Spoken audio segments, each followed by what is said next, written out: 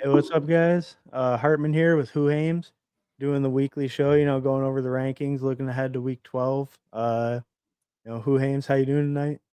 I'm good. I'm good. I actually switched my schedule around this week. I work 12 today. Uh, so Oh, oof, the kind of a I, long. I yeah, I didn't have time to go over everything. I usually know a bunch of stuff beforehand. I haven't went through as much as usual, but I feel pretty good about just knowing all the matchups and stuff, like Yeah, at yeah. at a glance and stuff like that. So, This point in the season, you kind of have a feel uh, for how each matchup by is the and way, everything. you have the Thursday night slate up. Fair, valid. All right, You're there we go. Or also we didn't even go with to it that. here. Yeah. Huh? You're on your game too. Oh yeah, yeah. No, I got back from vacation about Yeah, 11 last night or so. And, yeah, nice. it's a little off, but, it's Yeah. football. You always Yeah, know kinda what's going on. the reason I moved the day is because I get to work 2 days, off a day, I work a day, and then I work Thursday, Friday, Saturday right now, and Okay. they're closing the building down next Saturday, and I'm getting paid for the other 2 days, so, I get a day off, I work a day, and then I don't work for 13 days? No, like 10, 11 days, something like that. Oh, damn, So nice. after Saturday, I'm gonna have a lot of time to do Yeah, things. nice, that's it. Yeah, yeah, Say what's up to the chat quick, Pepper Tony, Ferns, thanks for stopping by, brother. Lil Smo, hey, what's up, brother? Out Boogie, present. Thanks yeah, for stopping by, brother. What's up, Boogie? Pepper Tony, shaking my head, waiting on yeah, garage. yeah. East Coast merchant losing one eye to the waking world. I believe Boogie PBR Tyler, what's works up? at night. I think he works thirds. Oh, yeah. Huh. Yeah, He's I think he said he's a trash man or something. so he's good. He's always up around now. This is Right, great yeah, for him. yeah. Yeah. I think that's PBR Tyler, what the fuck is going on here? What's up, PBR? very, Thanks for stopping very by, little, brother. very little. Yeah, not much right now. Uh Herman, what's up? What's up, Boogie? I work Yeah. 5 a.m. in the morning. Oof, Okay, that's you get up that early. that's rough. Be honest, you guys like BBG. Yeah, so you guys like BBG. I mean, I don't agree with all of his morals or his super setting, but he seems It's like an all super right guy steady. overall. Yeah. Some of his practices I question, but he's an all right guy overall, I think. I Uh oh, go ahead. I like anybody who doesn't do me direct harm. Yeah, yeah. That's how I am. Like I as soon can't as you believe do that. me direct harm, it's over. Yeah. Like Oh yeah, yeah, yeah, definitely. like until then, we're good. Yeah. Collins guys though. Nice Williams almost like getting a bye week. Oh yeah. Yeah. That- Yeah, basically. It's like I decided that after we went international that we would take the bye. Unlike Atlanta, who chose to not do that and then lose. yeah. Yeah. Did you know That that that's actually a choice that the teams get? is oh Like, so really? whenever they get an international game, they get to choose if they want their bye week afterwards. Because Oh, right, right. I always thought that it was crazy that sometimes they don't give them the bye week, but it's actually the teams get the choice to do that, Yeah, I don't understand and why you wouldn't. because you hate your players, that's the answer. Yeah, Uh, you hate your players and you wanna lose. yeah, like that's the only real reason it could be is that you hate your players, Uh, That's crazy to not take it. right? Uh, Usually yeah, a sleeper on now. Hey, thanks for staying up. What up, Pud Daddy? Thanks for stopping by, brother. What up? Or would you guys blow Liam Murphy like he does? I I don't mind Liam. Like I like Liam stuff, but BBG be slobbering a little. yeah, like Liam is awesome for get like theory behind best ball, if nothing Y- else. Like if you just listen and like take out all the him trying to bait people and just listen to it for what he's actually saying, like he's fine. Yeah, yeah, he's really good at game theory. Like that's Yeah, the kind of game his theory like stuff. strong Yeah, suit. yeah, no, he's awesome at that. So, uh, I like BBG more than Liam. Valid. Uh, well, Boogie's got like a oh, beef. Yeah, like that's right. a beef Liam with hates him Liam. because he finished Yeah, higher in BBM. yeah. Or Boogie, so what says, 11th yeah, 11th place finisher? 11th place ball knower. Yeah, 11th place ball knower. uh, Uh, yeah. So, twice BBJ's age, probably, and we all know the younger generation is a disappointment. Fair enough. so let's look at the slate real quick. Like, Yeah, uh, want to just start with quarterback? Like, this is kind of what we did last time. We like started with quarterback and then just worked our way over. Um, yeah, that sounds good. So, so, do so you like, think Lamar belongs with these top two, or do you think these top two are in a tier of like their own? I guess Lamar, and then that's the tier break. I I don't know about like Lamar's got an awesome matchup, but they've been very very hesitant to run with him. Right. Um, I don't like. I think Like, that whenever like if they need him to run to win games, that's going to happen. I don't necessarily know if that's going to be needed against the Jets this week. right. Uh, I Bal- agree with that. I think, Baltimore's team total is like 29 or something, like implied team total is like 29 and a half, something crazy this week. So the game's not that high, but like like the team total, I don't think you can put team total in on that. I don't think it shows up on the overlay. That's yeah, yeah, it it'll does. show it if you like Yeah, hover it. cover. Okay. Yeah, so go to Oh, Baltimore real quick. yeah, 29. 29. Yeah. So So like 29. I don't think that that's bad for him necessarily, but I don't think you're gonna get the rushing that you normally would. Um, Yeah, I agree, especially since he's come back off injury. Like, I mean, yeah, it's just been kind of disappointing, and Henry's been looking good too. It like yeah, right. it feels like May and Hurt should be a tier above. It is interesting their ADPs are all like a real tight grouping, and then kind of a drop off to Mahomes. Yeah, and to be honest, like I like my only team I've done so far, I did take Drake May in the six mans. Mhm. And but I don't necessarily think it's as big of a smash spot as people are saying against Cincinnati because if they get up by a couple scores, like I'm fairly sure that they're just going to try to run the ball down their throat. That's yeah, I think Like that I is true. I do like think it now could really limit his If ceiling if he Cincinnati doesn't can push rush. them, I think like I went naked May no bring back. I Mhm. think Jamar Chase being out of this game makes the Drake May pick worse. Right, because it just lowers Because the odds they can be competitive. Because correct, the yeah, Patriots defense is so good too. I mean, yeah, even with Chase, it'd be exactly. a struggle. And they're awesome against the run when that's something Cincinnati doesn't do super well anyway. And they actually have a corner that's considered a shutdown corner.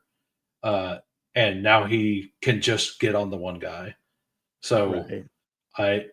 I I don't like I still think Drake May will get there. Like somehow he'll get 20-ish points. Mhm. I don't know if he has that capability to get to like 30. Where Jalen Hurts, I don't know if Dallas will push him, but I think there's a better chance Dallas pushes against Philly's defense than Cincinnati without Jamar Chase pushes New England's defense because Dallas is fully Yeah. healthy Yeah, and because I mean, Dallas could put up points against anyone, right. so that makes sense, yeah. So like I think that it's definitely Hurts one, which is how it's being drafted. But I actually kind of like Hurts more than that myself. Okay. Like, you're Uh, right, because you said like, you would pull them up, like, a little bit, yeah. or consider at least, yeah. And then Eh, so, do you think any of these guys belong or any of these guys belong up with any I of this, or I think it's like Hurts and kind of by himself, and May kind of by himself, and then it's like a big group. I think like Lamar, Mahomes, Right Dart, down Goff. to I think even down to Dak. Daniel, probably even down You to think? Caleb Williams. Really, like kind of about Really? the same. Uh, Hmm. like because Pittsburgh is not good against receivers. Right, right. Uh, I like if Vegas is correct, they have Kansas City 3.5 ahead of the Colts. If that happens, that means the Colts are going to be behind throwing the ball a little more.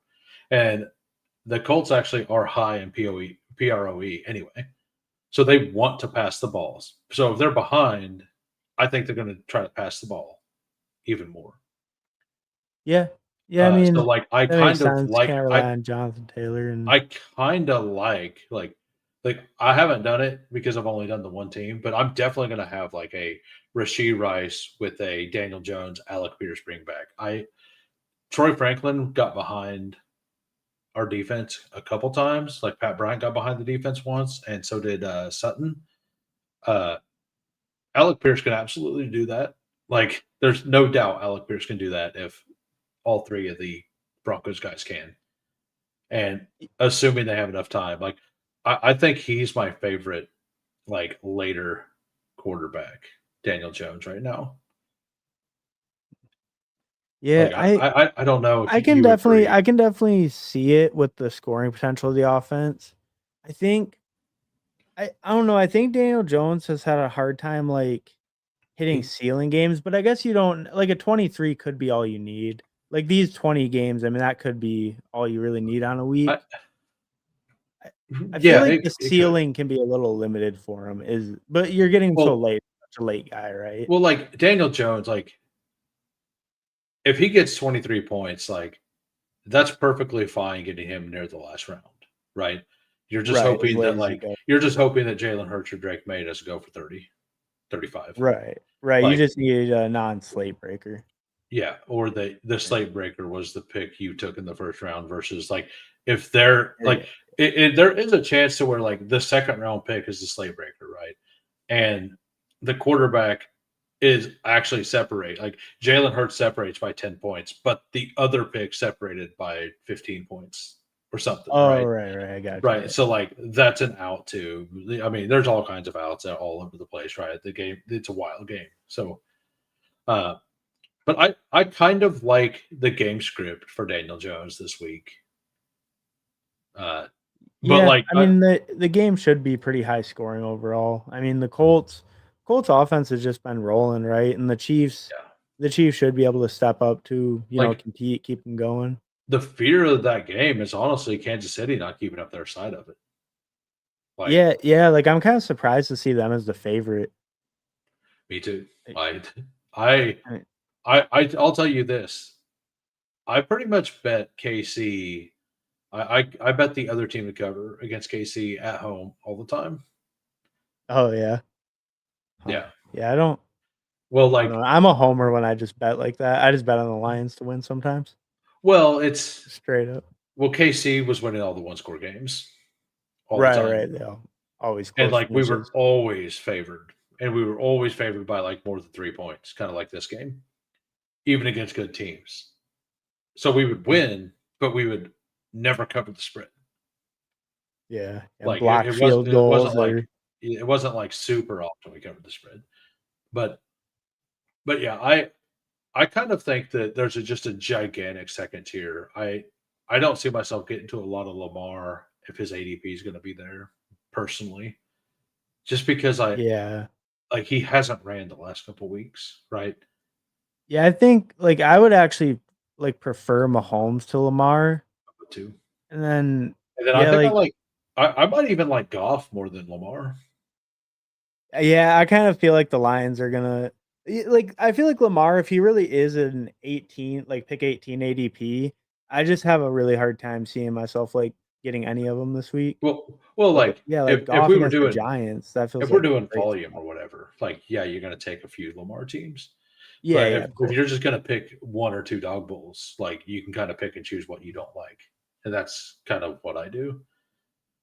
Oh, yeah, yeah, Uh, same here. Because I might I do, mean, like, 2 or 3 dog bowls in a week, like, Right. at the most or whatever. Right. Like, yeah. But yeah, I feel like Lamar, yeah, he's just I don't like him at his ADP. What do you think about Dart with his like, are they even gonna start him when he's back, or are they So gonna they throw on they Jameis? the coach speak was like they don't want him not to run. They just want him to learn to not lead with his head, basically. Like I mean, that's not exactly what they said, but Yeah. basically, like if it's not third down, because like some of these bad hits are coming on like first downs, where he could just slide down and not even get hit at all. So they Oh, kind of want him to be more knowledgeable of when to actually take the chances, kind of thing. okay. Yeah, That's what I seen. yeah, so, like, I feel like maybe I'd be a little bit lower on Dart this week, but I I guess I kind of agree. Like I think I want Goff over Dart if I have the choice. I think I kinda think so I too. kind of like Daniel Jones and I kind of like Caleb Williams this week quite a bit too. Um, this is Yeah, Aaron Rodgers going uh, to Chicago.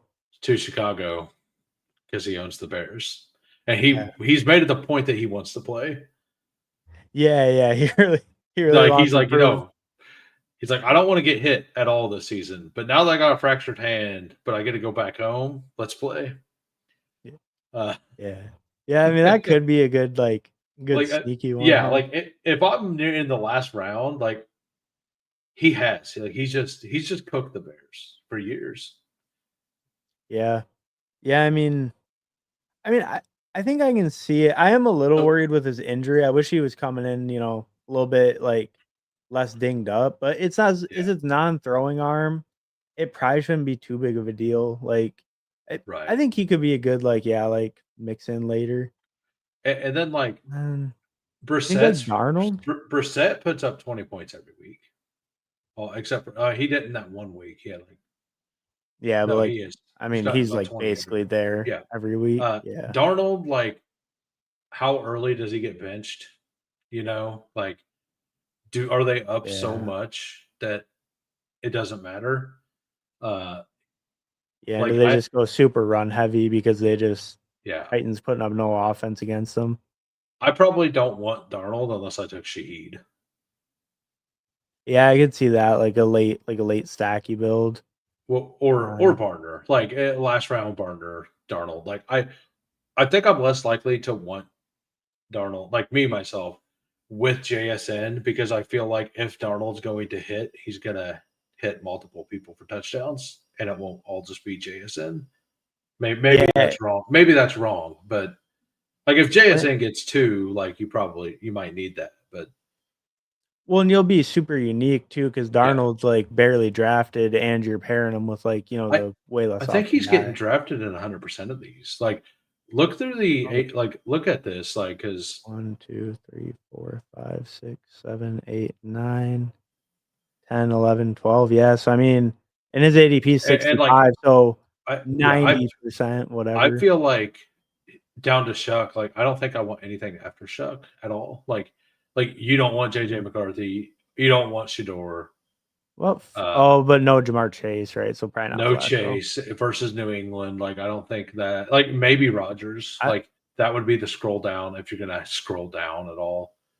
Um, Yeah, Tyrod. like No. I mean, they will be behind. Yeah. Yeah. Kirko, They one last yeah. one last time. Yeah, like What I think that there's kind of a clear top like 12 picks. Yeah, it And does it does kind of feel like that. I actually like Shuck though. Like I guess it's 13. Like I don't mind Shuck here. I he was slinging the ball. Yeah. And Yeah, no, and he looked pretty good that last game, the Carolina game, like, yeah, and he good had completion constant percentage, they clean, had like, constant pressure on him too. yeah. Oh, But like I don't necessarily like I'm not gonna go out of my way to get him, but like if I happen to have Juwan Johnson or Olave, like I'm gonna take him over a naked uh Trevor yeah. Lawrence or something. You know, like Yeah. Yeah, no, I mean, I think I, that makes sense, and it should be I mean, it might end up being a pretty good game script for them too. Like Atlanta, who knows how Kirk's gonna look? Are they able to like I sustain mean, drives at all? Saints are favored Yeah, as yeah, well. Uh, that is but the Saints that's have also crazy. been much better team at home too, like especially offensively. Oh, really? Yeah. So there is a little bit of that going on as well. What do you think about Jordan Love with no Jacobs? Is Jacobs officially out? Or I guess he's not officially out. I If guess I he's just mean, if he is out, I like it. yeah, But Jacobs has had this injury before and he played through it. So yeah, he is one of those guys too that's always yeah, questionable and just plays. So yeah, maybe that's a little bit of. But yeah, I mean, I think that would be pretty much kind of all the guys who are like right. relevant and stuff. Boogie asks, Shuck doesn't run much, right? Like he has the ability to run a little bit, but he hasn't been doing it yet. Like he's kind of like Geno Smith to where he can run straight reasonably fast. But like the second you ask him to make a cut, it's over. like Yeah, like like he- if like the Joe Burrow 40-yard scamper he had for a touchdown last year, right? Like he can yeah, do that's a that. good way to put it. Yeah, Because he he could he do had that. like some You know, rushing in college, but like it's kind of like some games he had big rushing, and then it's like it wasn't really like yeah, a rusher. It must be like however that and defense gave him right. lanes, a lot. Like that's at least what I've seen. What's up, guy? Wait, how long have Hey, you how long have you been there? I just got here. Okay, Oh, okay. Okay. What's up? How we what's doing? up? What's up? I assume the kid got up. 100%. Yeah, 5 minutes I before, mentioned that earlier. I'm like, I bet the kid got up, so we might as well go live and let him filter in whenever he. 100%. Sorry for the Yeah. delay. Oh, You it's know all how it good. is. I put the phone right next to the computer. I go into her room for a half second. It turns into a half hour. Yeah. Oh yeah. All Hey, good. it's way more important. So, Yeah. Yeah. Handling the actual business. what what do you think? What do you think on the quarterback slate? Like we were just getting ready to move on from it. Yeah, I think pay up a little bit. What do you guys think? I, I mean, Well, I personally think that it's like Jalen Hurts has such a great matchup. Of Uh, course. but like I was telling him, I don't like the Drake May stuff.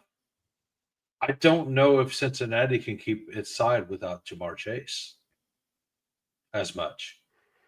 Yeah. Like, Do you eh, think there's an obvious target in Cincinnati other than T. Higgins you want in the passing game to take the Jamar Chase role? Like, is it a Yoshivas week? Is that like what we're getting to? I wish that it wasn't the Patriots we were Yeah. against. Like, if this was a game against I don't know, again, let's say Dallas for fun, because I love to hate on Dallas. Like Mitchell Tinsley is, but that's who I was getting ready to bring up. Like Mitchell Tinsley could be like in a deep DFS sleeper kind of thing. Like he's probably stone minimum salary because the Chase suspension hadn't happened yet. Like I don't like if they get cooking. Like I think it's going to be him as the wide receiver 3. Mm-hmm. Like that gets involved, that does something. I was actually about to say that before Pepperoni put it in the chat.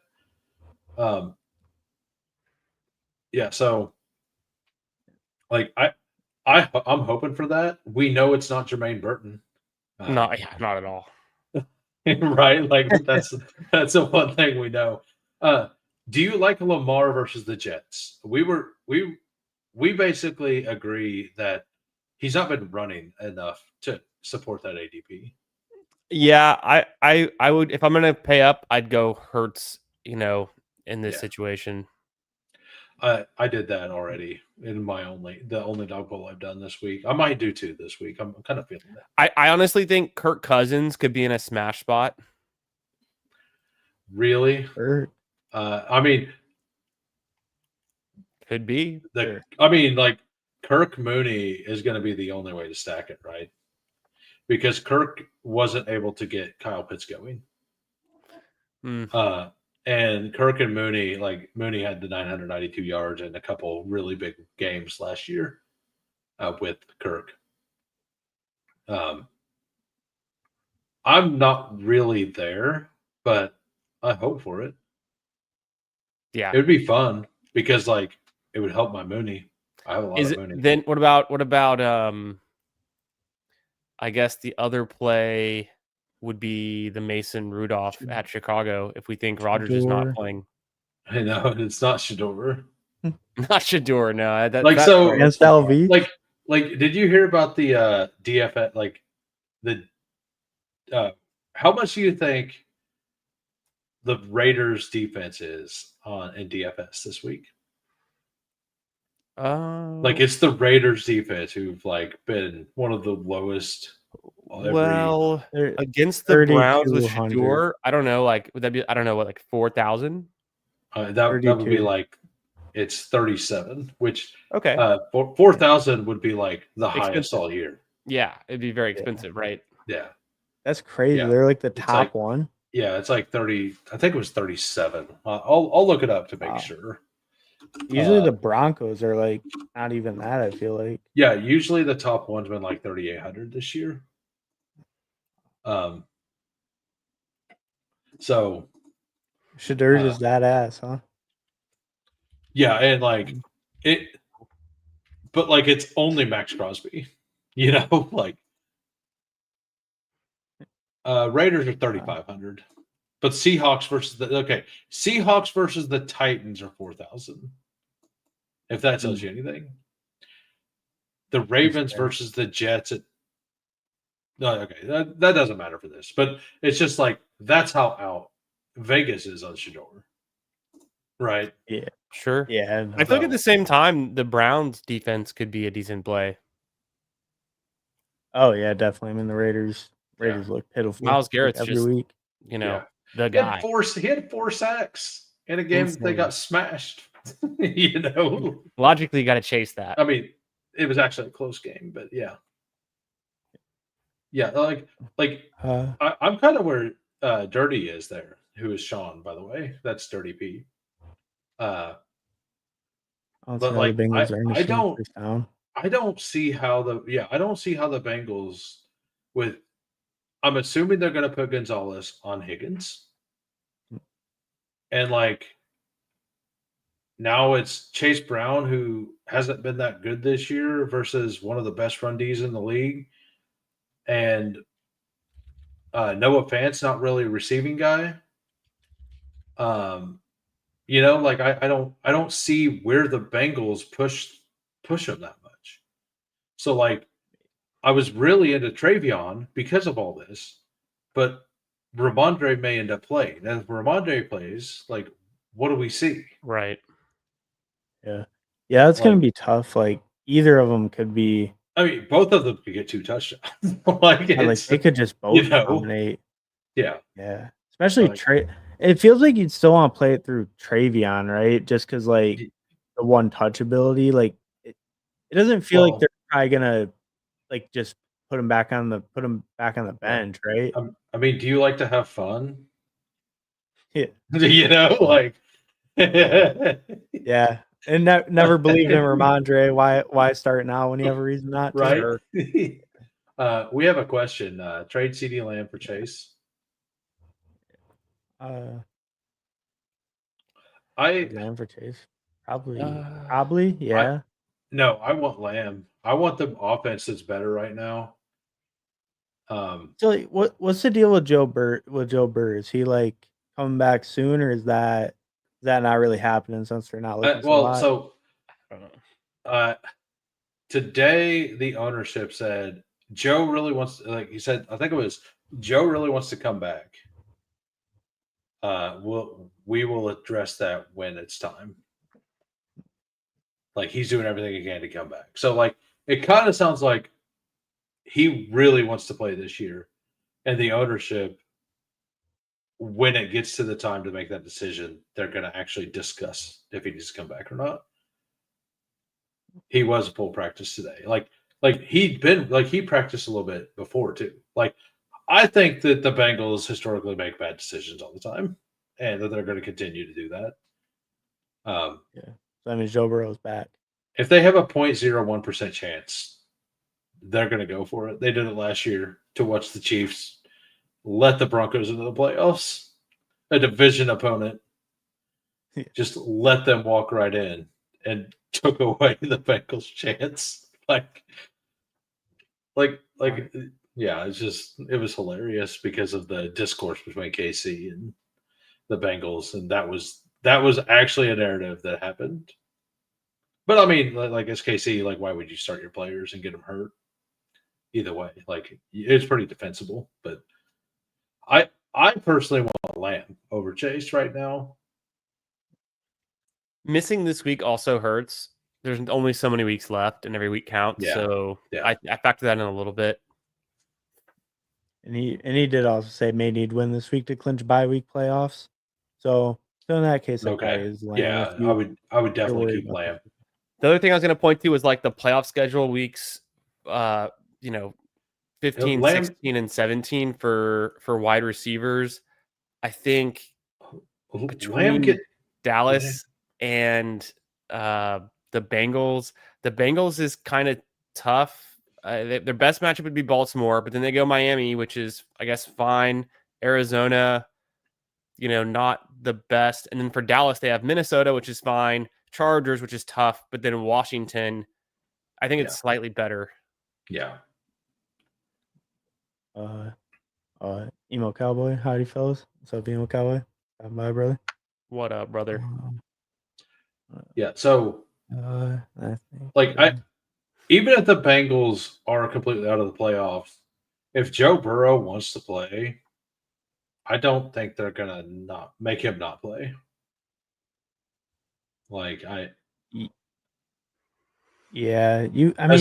As much as they should tell him no, if just because they can't protect him, that's why he gets hurt all the time.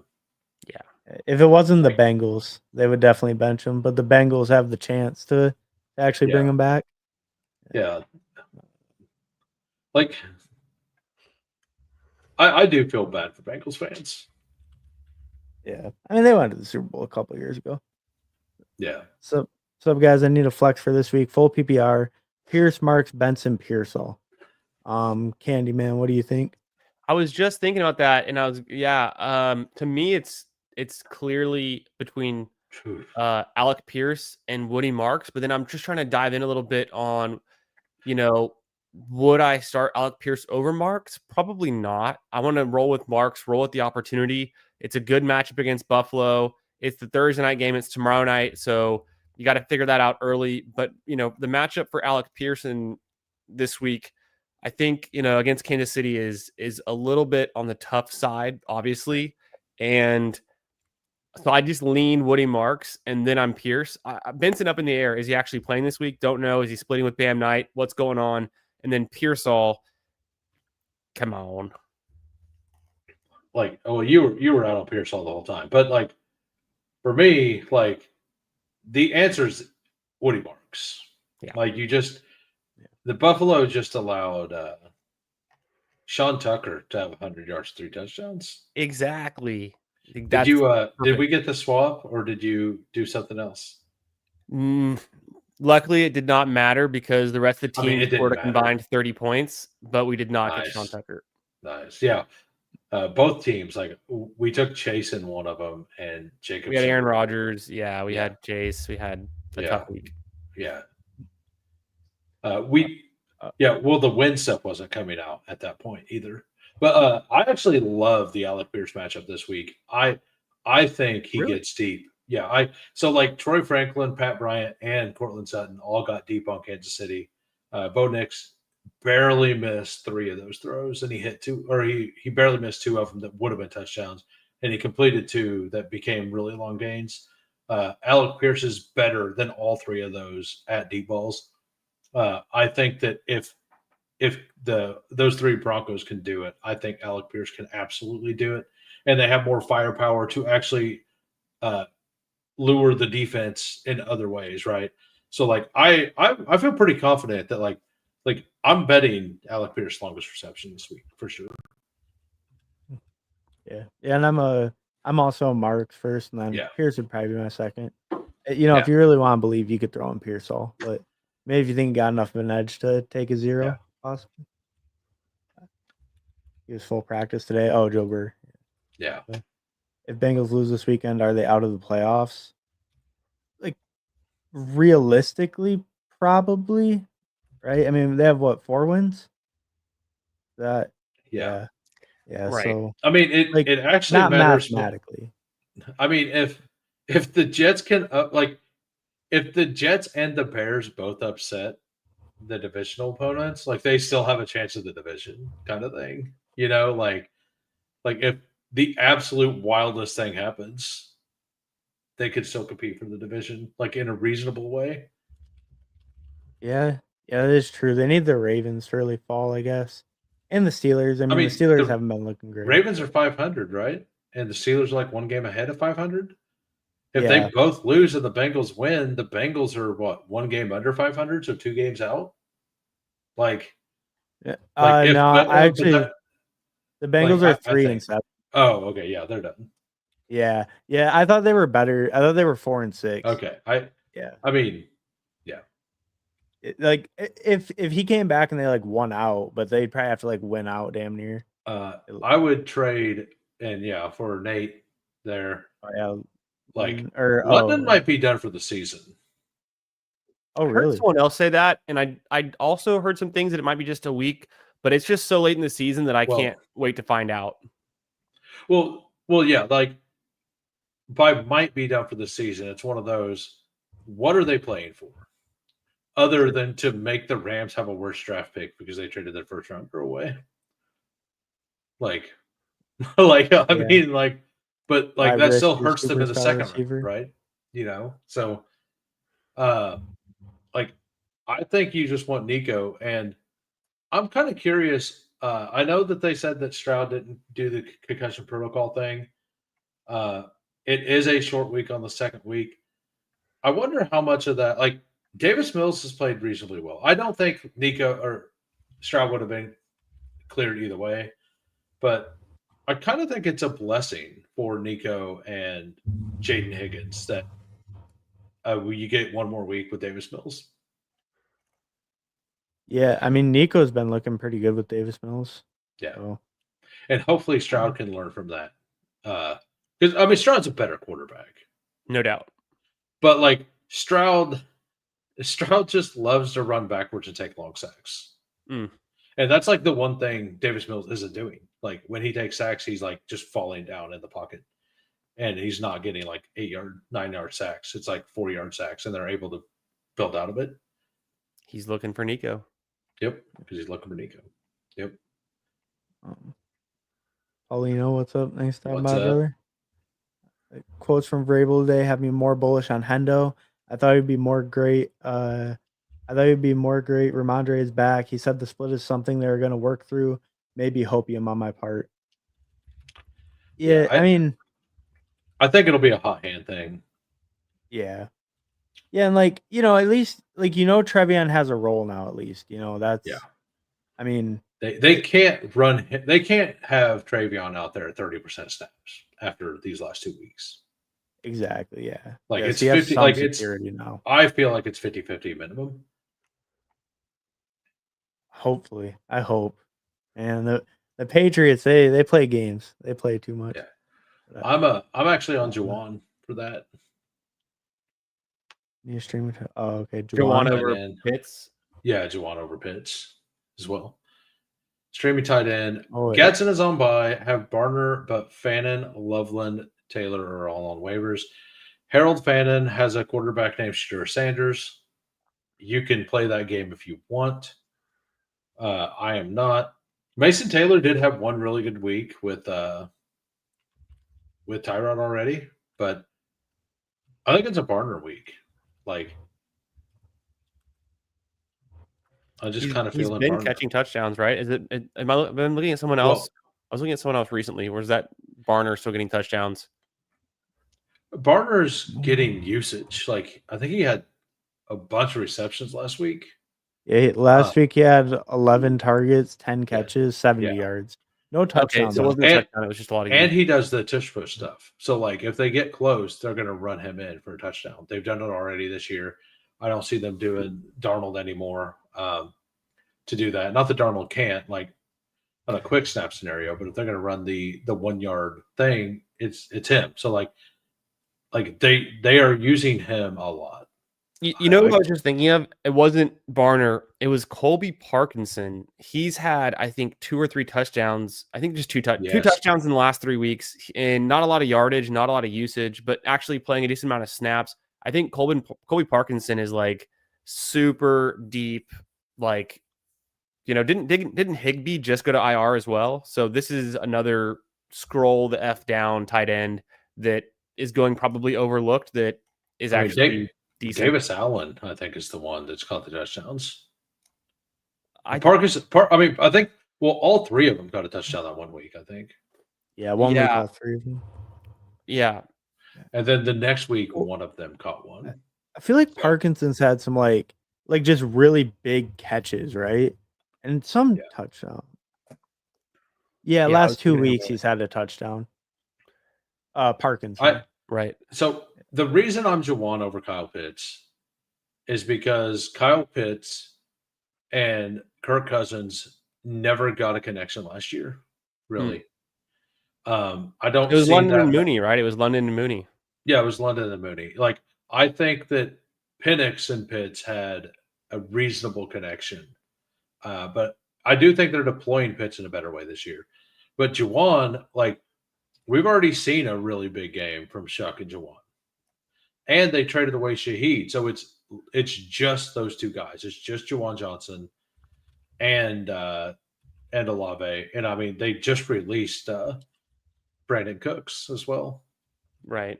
So I kind of like Juwan to like be a dominant target earner there. Yeah, I like that call. I mean, if you can ever go away from Kyle Pitts, that's probably the play. And I mean, Kirko starting, I'd rather go Juwan. Go back here.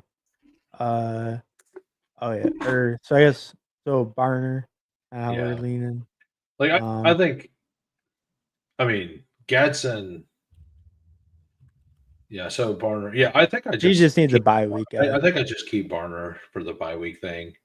Yeah, I don't mind Loveland, but I'd probably just keep Barner. But I mean, if Cole Kmet's available, he got more targets than Loveland last week. Yeah. And he got a bunch of good coach speak too this week. Oh yeah. I like the Barner call. Barner's I think the Barner call's where it's at though. Hendo also had a sick pass pro rep. He was getting better. It's crazy because that was one of his strengths coming out of college, and then like he gets to the pros and he just can't. Like they're just too big for him. I guess I don't know. Like his center of gravity wasn't good enough. I don't know what it was. Oh, hopefully it is just that thing. Maybe being a rookie, get a little better as the year goes. Hey fellas, how's it going for flex this week? Sean Tucker or Kyle Monaghan? Candyman, what do you think? I'm leaning Sean Tucker. I think I want to chase that. I don't think the Bucky's playing this week. Like, let me know if you've seen anything else. But even if he is, I don't trust him. It's already a 3-headed monster. We've seen Sean Tucker be effective in the run game. Rashad White probably gets active in the passing game. I think the Bears defense is one you can run against decently. It's not a bad matchup for fantasy. So, they're playing each other in that game. No, that's Sean Tucker plays the Niners, right? Am I looking at the wrong week? I thought it was. And then the Bears. Aaron Rodgers plays the Bears. It's definitely Aaron. I was thinking of Jalen Warren actually when I was saying Sean Tucker.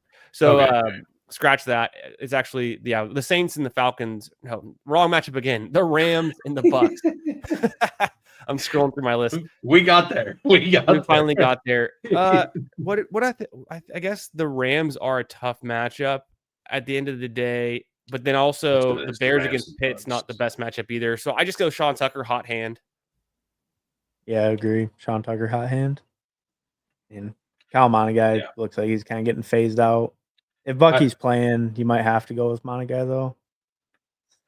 Yeah, Bucky plays as Menengai, and Menengai is getting only like 30% of the snaps now, but he is getting the goal line snaps and the short yardage.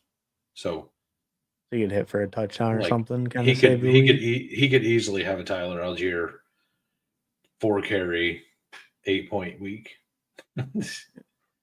which isn't what you shoot for, which but he could easily have that. With Drake London out, do I start Watson or Butte?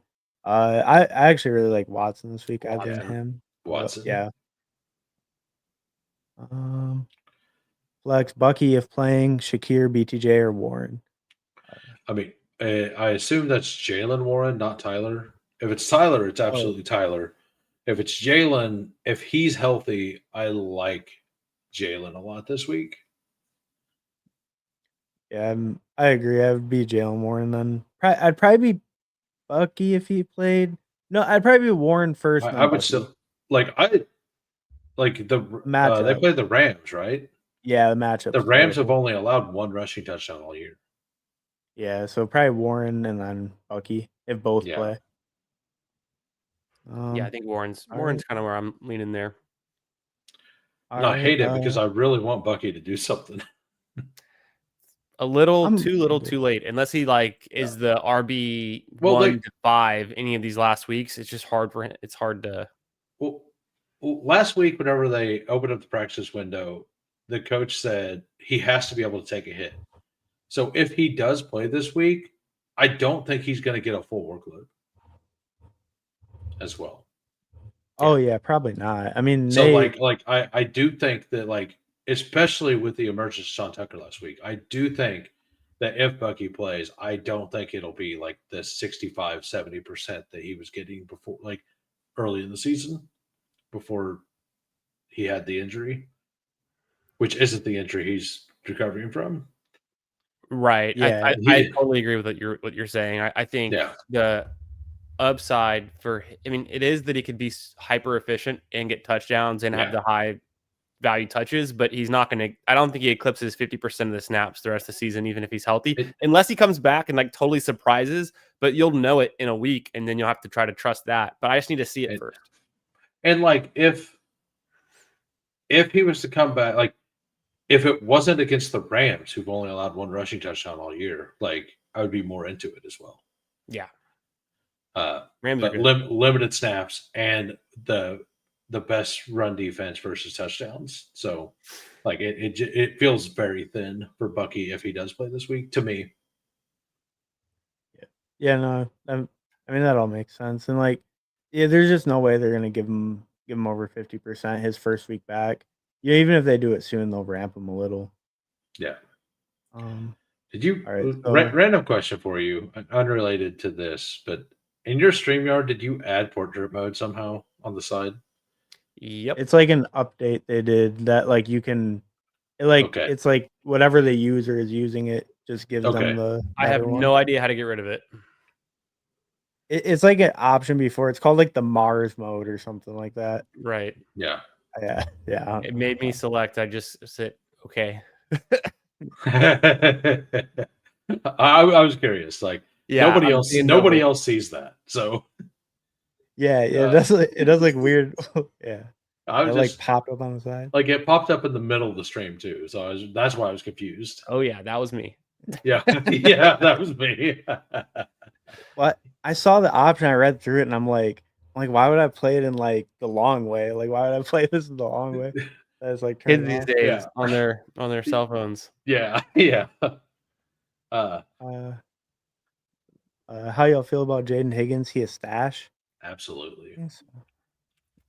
I mean, Jaden Higgins has last week he had a decent game. He almost got a third touchdown in 3 straight weeks. He stepped out as he was reaching the ball across the goal line to gift Nico Collins his touchdown. That to me, that was more of a Jaden Higgins touchdown than Nico, but like I'll take the Nico touchdown too. Higgins has been He's decent. been- I mean, he's been Yeah. outperforming some other bigger name receivers over the last couple of weeks in terms of his catches, his yardage. Like Yeah. it's respectable, but it's not exciting yet. But I think it It could be in a given week, and we're kind of getting towards the end of the season. It's going to be matchup dependent. I don't think this is the best matchup for him this week, but he's interesting. I think stash, yes.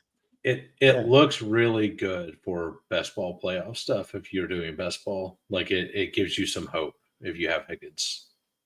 That's all I need is a little bit of hope. It's all Yeah, hey, just it's he's healthy and he's starting to perform. Like that's what you want. week 17. Yeah. As they say, is all that matters. So let's just get Yep. there. Yep. Everything's trending up in the right direction.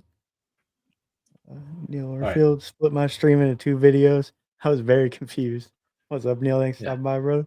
Yeah. Yeah, Welcome. yeah, it is. It wasn't weird at first. Mars mode, like then they doesn't even really make sense. Feels like you're on Mars when you see all the screens. I'm the guy who every time there's a new option, I just click remind me later until it doesn't let you remind you later. Yeah, exactly. Like no. The last No, update. remind me later. No, remind me more later. Hoohames is Like, actually on.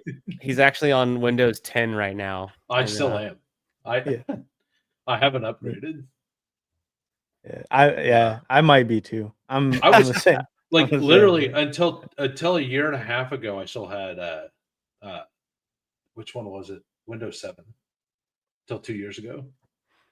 Yeah. I ran So that's commitment to the bit.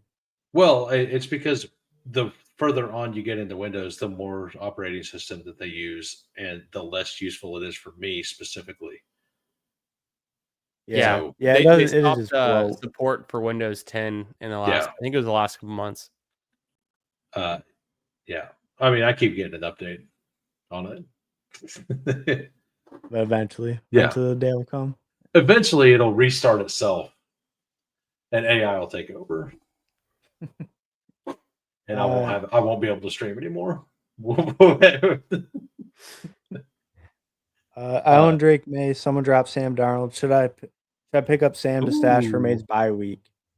I would say yes, but who do they play that week? I'm gonna find out.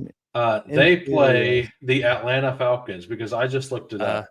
Kind of tough, but could be worse. I mean, I just looked it up because I have a team that I have San Francisco and I have Brock Purdy and Drake May, and I have it's the banana stuff, and my other quarterback is Atlanta quarterback. So now I got Kirk Cousins versus the Seahawks on my bye week. There you go. In a tight race, that it doesn't feel good.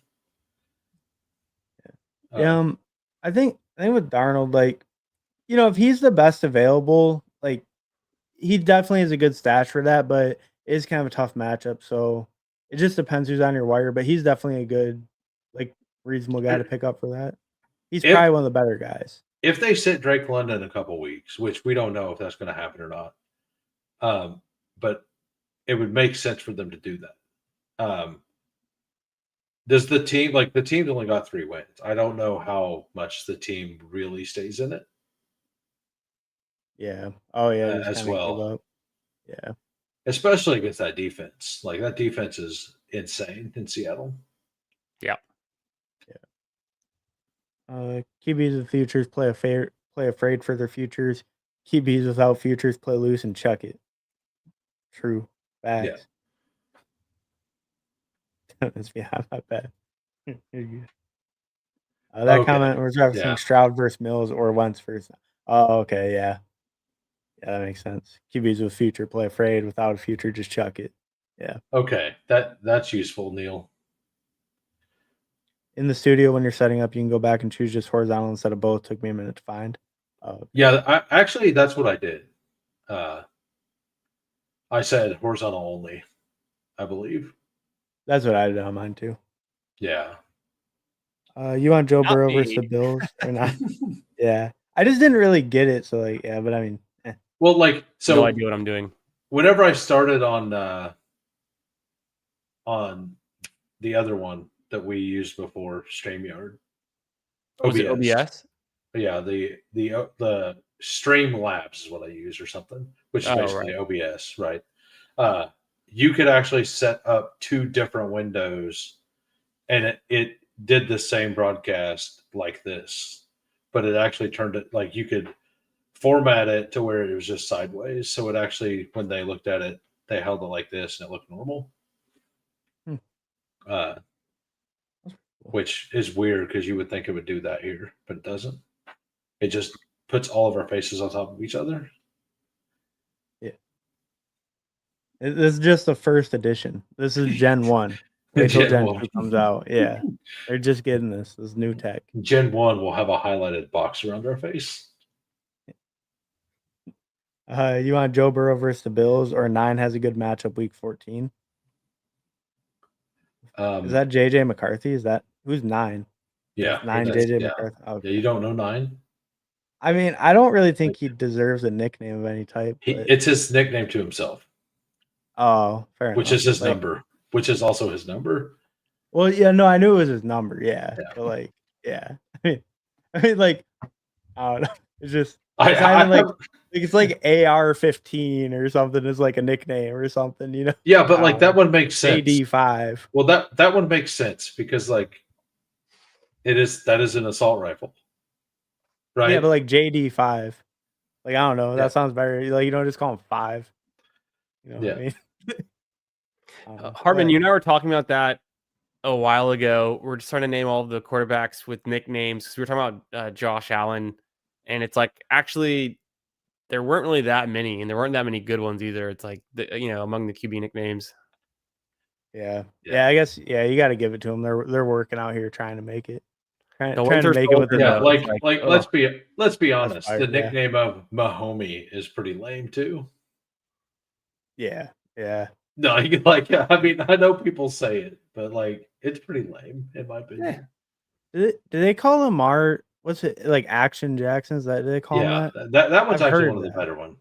Lamar Action Jackson's good.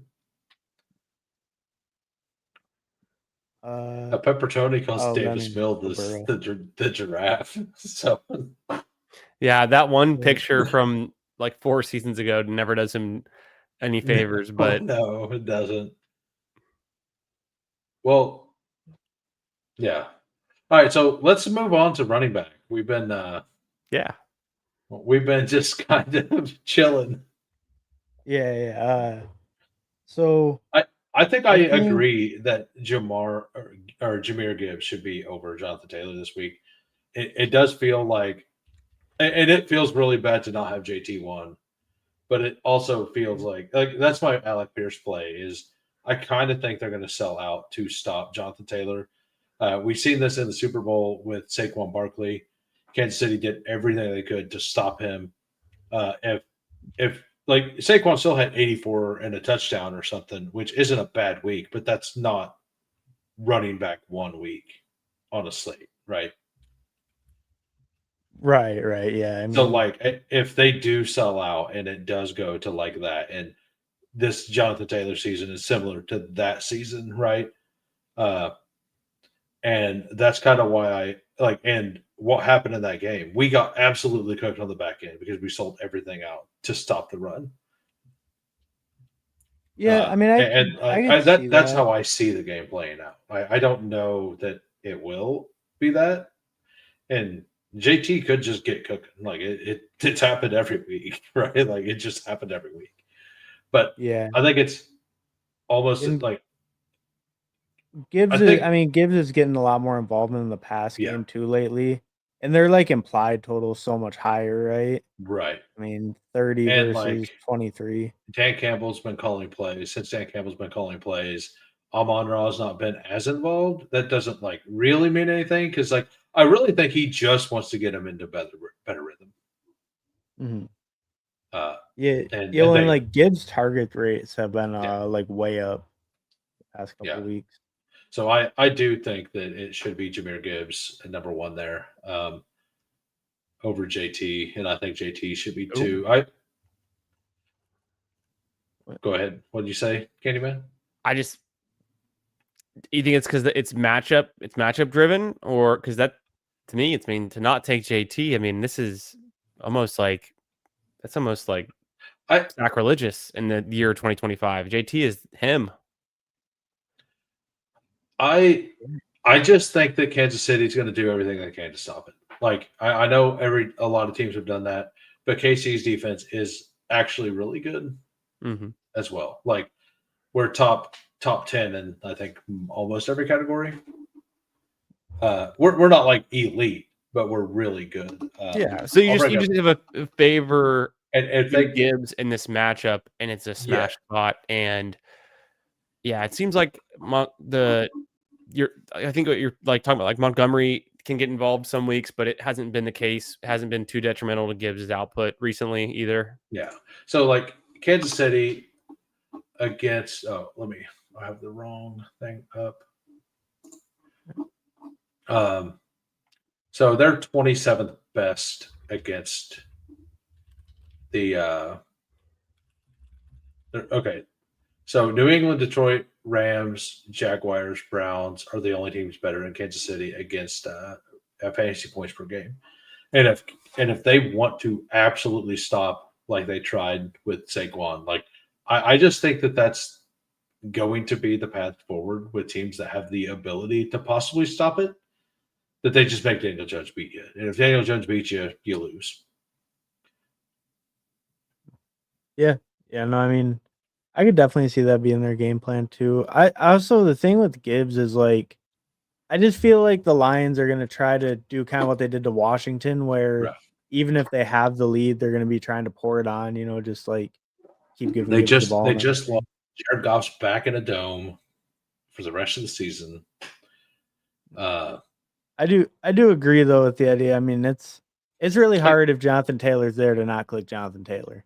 Well, it seems there's like 1 week that was like a bad call out of like 11 or 10. If I was doing massive volume, I would have equal amounts of both. But if I only get one share, I think I want it. Like I would lean Gibbs, but I'm okay with Taylor. Is where I'm at. Yeah, I would just hope I pick at 2. Yeah. That's fine. But it's fine as well. I mean, I actually kind of like the back end of the board for like dog bowls this week. Does let me think about that, because the other, I mean, obviously we'll get to it, but like the other names that I think about, you could say I know better. This is this guy's week. The top names that kind of stand out to me would be Ken Walker, which would be totally out of the blue, and maybe you don't reach for him, but Ken Walker would be one. Breece Hall, and then the other one would be. I mean, if Jaylen Warren is healthy versus Chicago, it's such a good spot. Jaylen Warren, sure. I don't know if he gets to RB1 though. I'm thinking who could. I mean, maybe Jaylen Warren gets there. Well, I mean, like we're talking about. You're just talking about who to get RB1. Yeah, who could other one to get to RB? Who's going to break the RB slate? Who's going to put up 36 or 32 points? Saquon can do it against Dallas, right? The only other one, and I hate this, but Judkins versus the Raiders, like. If Shador does anything to get them off, like, do you think they're going to, like, they might just run 10 in the box? If they run 10 in the box, like, that's exactly what was happening whenever he was breaking the big runs. Because he just needs to get past the one line. They just need to block well once. And the Raiders aren't known for great defense. They're known for having one absolute monster on defense, I think that I don't want to make a big stand on him, but I do see a path with him being one, and Derrick Henry, like versus the Jets, like they have an applied team total of 29. If we believe that they're not going to run, like they have been running Keaton Mitchell more, but like Derrick Henry's always live to pop off a 70-yarder. Do you think it's going to be a problem when the Tyrod Taylor revenge game narrative takes over and Baltimore's playing from behind the whole game, and they can't have Derrick Henry on passing downs in the 2-minute offense?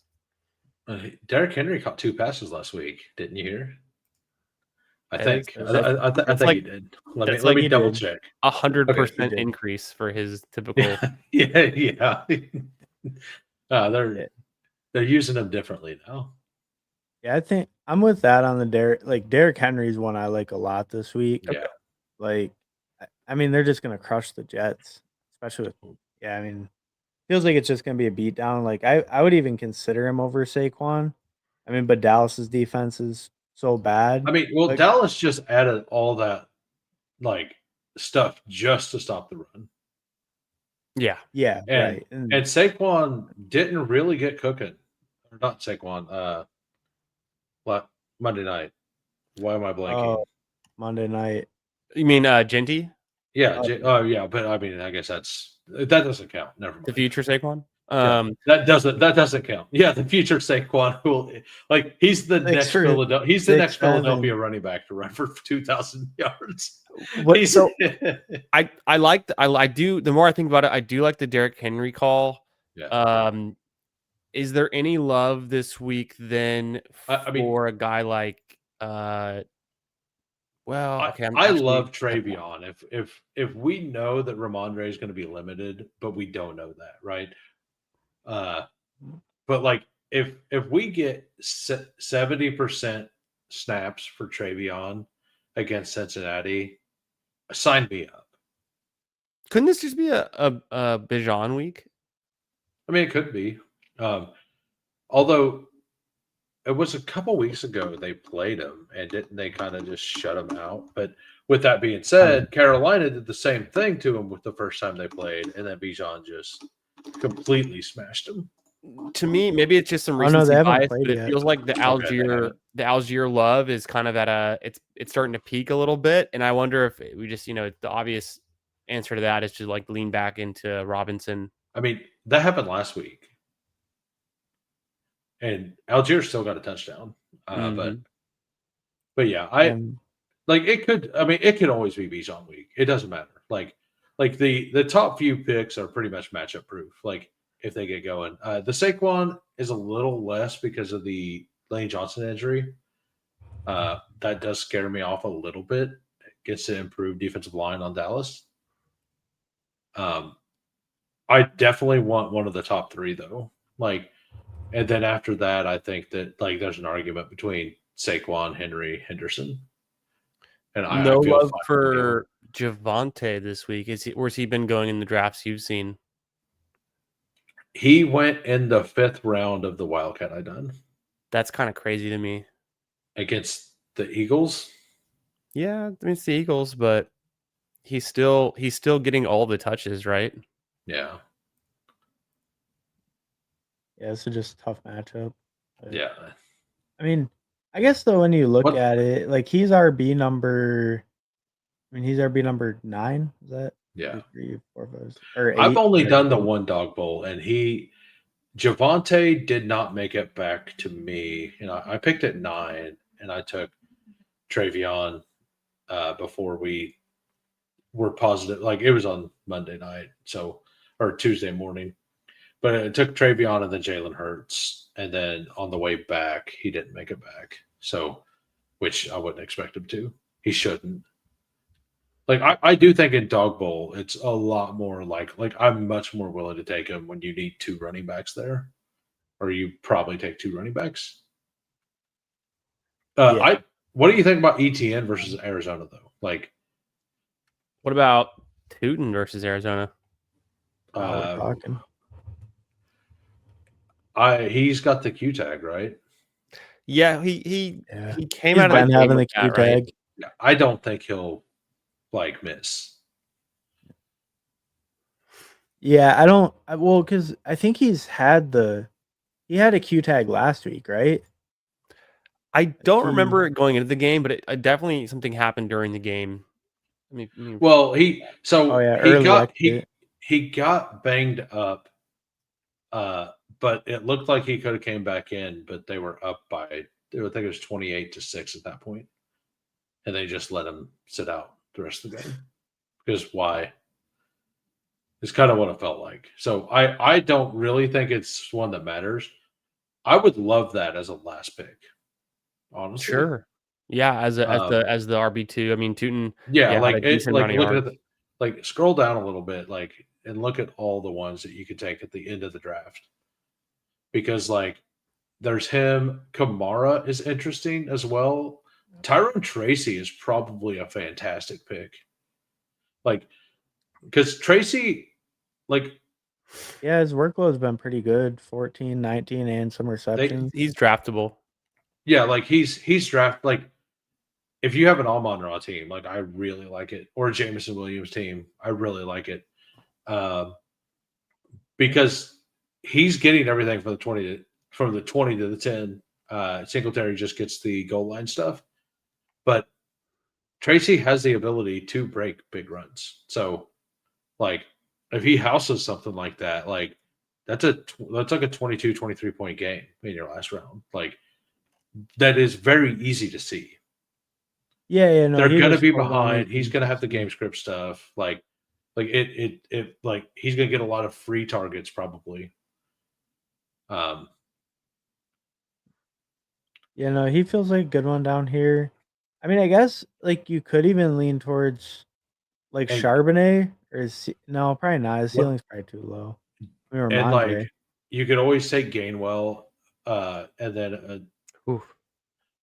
It's been hard to yeah, figure that one out. I've started Gainwell multiple right. times in certain leagues, and I always miss. I mean, I assume Jalen Warren plays, but if he doesn't, like Gainwell is an absolute smash. But he still was fine. Like he's still been fine a couple times. Like with he had what 20 Yeah. 20 some points last week. Yeah, 81 reception Oh yards. yeah. He led the team in receiving. It was crazy. Yeah, Yeah, So he he can get had it done. I mean, I'm fond of 26. him. It's hard to get that one right week to week, but it's worth a it shot. it is. But like it's the Bears defense. Like Mhm. one of them is going to hit. Yeah, it just feels like Gainwell wasn't getting much work like post by once Warren was back from the injury. Right? I Yeah. mean, they really cut down Gainwell's work, it seemed like after the Well, it was bye. 50-50, and then it was like 70-30, 70-30 or something. Like I don't remember the exact numbers, but it was like heavily in favor of Jalen Warren. And then Right. last week it went back to that Right. Because Warren got injured. because Warren got injured, but he came in and he like I think it was even before he got injured that the usage was I think it was like closer even before Warren got injured. But I can't remember for sure. But like I he's think just a that guy to think about. Like Did I hear that Gainwell had 5 carries in the first quarter, or is that the yeah. Yeah, I think that was what I heard, Yeah. right? So Yeah, and like he's getting usage. I mean, if we're down here, I personally like Tracy more. I wouldn't mind Oh, toot yeah. toot, like toot, you know, like Gainwell is just one of those. If you have Roma Dunze and Caleb Williams, like, do you Sure. want to add him in? Right? I Like, I think it's fine. I have Like, I I have don't. a random question, but I'm looking at the schedule and I'm thinking through scroll down options and stacks. Given the option, would you rather have the Jacoby Brissett and Michael Wilson going up against Jacksonville in a home game following that heater from last week? Or would you rather go on the oh gosh, where's the matchup I'm looking for? It's Atlanta Falcons with Kirk Cousins and Mooney at New Orleans. Mooney's dropped so many balls this year. And like the rumor came out last week. I don't know if it was ever proven that he had like a broken something, like oh, something wrong with his collarbone. broke collarbone, which like From that original injury. why would you play? Right? Like I don't know if anybody's ever played through that. And it would make sense because like when the ball's coming up, like he doesn't seem to grab it enough. So like it would make sense. Okay, so a coach said that. Okay. Yeah, so Yeah. like I hadn't confirmed it yet. I hadn't heard the coach say it. So okay. So the coach did say that he had a broken collarbone. Like, and you could see that he can't grasp the ball well enough. Like you can watch that. Like he's dropping these, and whenever he gets hit, he like has a real hard time getting up. Like every time he got hit last week, he had a really hard time getting up. like props to him, but I don't know for fantasy that it's like really something I want to chase. The only reason I'm thinking about it is because it's the obvious. London is out. Someone's going to step Yeah. up and have a London-esque week. Mooney, we know he can do it. We've been waiting for it all season. Kirk Cousins comes in, has some of that old chemistry. Yeah, I don't think the no, Saints are the best matchup for it, but it could just happen in a dome, right? And then this quote from Zach Robinson today, OC for the Falcons, was saying, this is super recent. It literally, it's from earlier today, like a couple hours ago. He said, "We've said the last couple of weeks that it feels like Darnell Mooney is close to being unlocked. I anticipate him getting a high volume of targets at some point here, and I anticipate him taking off." So that's pretty, that's pretty evident that the offensive coordinator is scheming him a little bit, and they're trying to get him the ball. Right. No, I mean, they have to this week, right? Right. And I'm not against taking it. Like, it's not something I'm going to go in looking for. Yeah. But like, if we're there and we have like the Olave or the Juwan Johnson, like, or we're in the last round and Juwan Johnson just for whatever reason available still because he fell to like, I don't know where Juwan Johnson goes. I think he's like tight end 5 or 6. But like, if we happen to take him and then do that as the bring back, like, I'm fine with that. But I don't like. I do think that he's struggling a lot with that. So also, I want to sell you a little bit on Kirk Cousins, and I'm going to pull something up, so I need a second, but I was looking at, like, how many games last season was Kirk Cousins actually like usable in fantasy, or was actually, good in fantasy in a week? I'm just going to rattle off some it's random, we can think about the matchups that they were, but in week 5 against Tampa Bay, he was the QB1 with 34 points. He had 58 attempts, 42 completions, 500 yards, 4 touchdowns. So that was obviously his best game and one of the best quarterback games of the season, especially for pocket passers. Against Tampa Bay again, he had another big week. The New Orleans matchups last year were both pretty underwhelming, and so they're both like not top 15 QB outputs. And then he had essentially the rest of his games were bad. So it was really 2 good games against Tampa Bay. Other games were more middling. So it's like the ceiling could be there, but I guess the expectation is it wouldn't be, right? That you would be getting like an average bad output. Right. Yeah. So Neil, we Hartman hosting, but he's co-streaming it to his channel. I just put it in my Discord, so my crew came in here. Hopefully, crew. I want to get want to get Hartman his follows as well. Yeah, I mean, I'll be back on the grind come big board season. Yeah. But if anyone is watching on my channel, then make sure to go over to Hoohames channel, Candyman Fantasy Football Garages channel. Give them a like, subscribe. Their links are in the description below. So make sure to go check out all their stuff. Subscribe, like it. Yeah. That's some good stats there by Sus. Cousins has 1 touchdown and 8 interceptions in the last 7 games. 5 starts, 2 relief games. Is that good? I mean, it's basically what Devontae Adams did last week. 8 targets, 1 catch, and a touchdown. Yeah. I mean, so yeah, that was the thing with Kirk, right? He started off like decent last year, and he just fell so hard. But you'd almost think that'd be like wear and tear or something. Like you would think he would be like a Flacco, where he'd be able to come in and be hot for a couple games or something. I personally am pretty out on the Falcons, other than Bijan this week. Sure. Like, I really want it to be Mooney because I have a bag of Mooney in best ball. I really want it to be Mooney. And like, I think it's more like I'm fine losing. Like, if it was my portfolio, I'm fine losing the $25 if I get 18 points from Mooney. And it cost me if it cost me like not a dog bowl seat, but like if it cost me like a team or two to cash. Like I'm perfectly fine with that to get my best ball backs. Like some hope, Yeah. like. And maybe that's not the right way to look at it, but I just think the collarbone thing is really, really affecting his ability to actually grip the ball. You don't have to draft Kirk Cousins. You could instead just draft Perk Thuggins, and then you get that big game out of him. So just make sure you're drafting Perk Thuggins, not the actual Kirk Cousins when you're drafting him. Yeah. There you go. Words of Yeah. wisdom.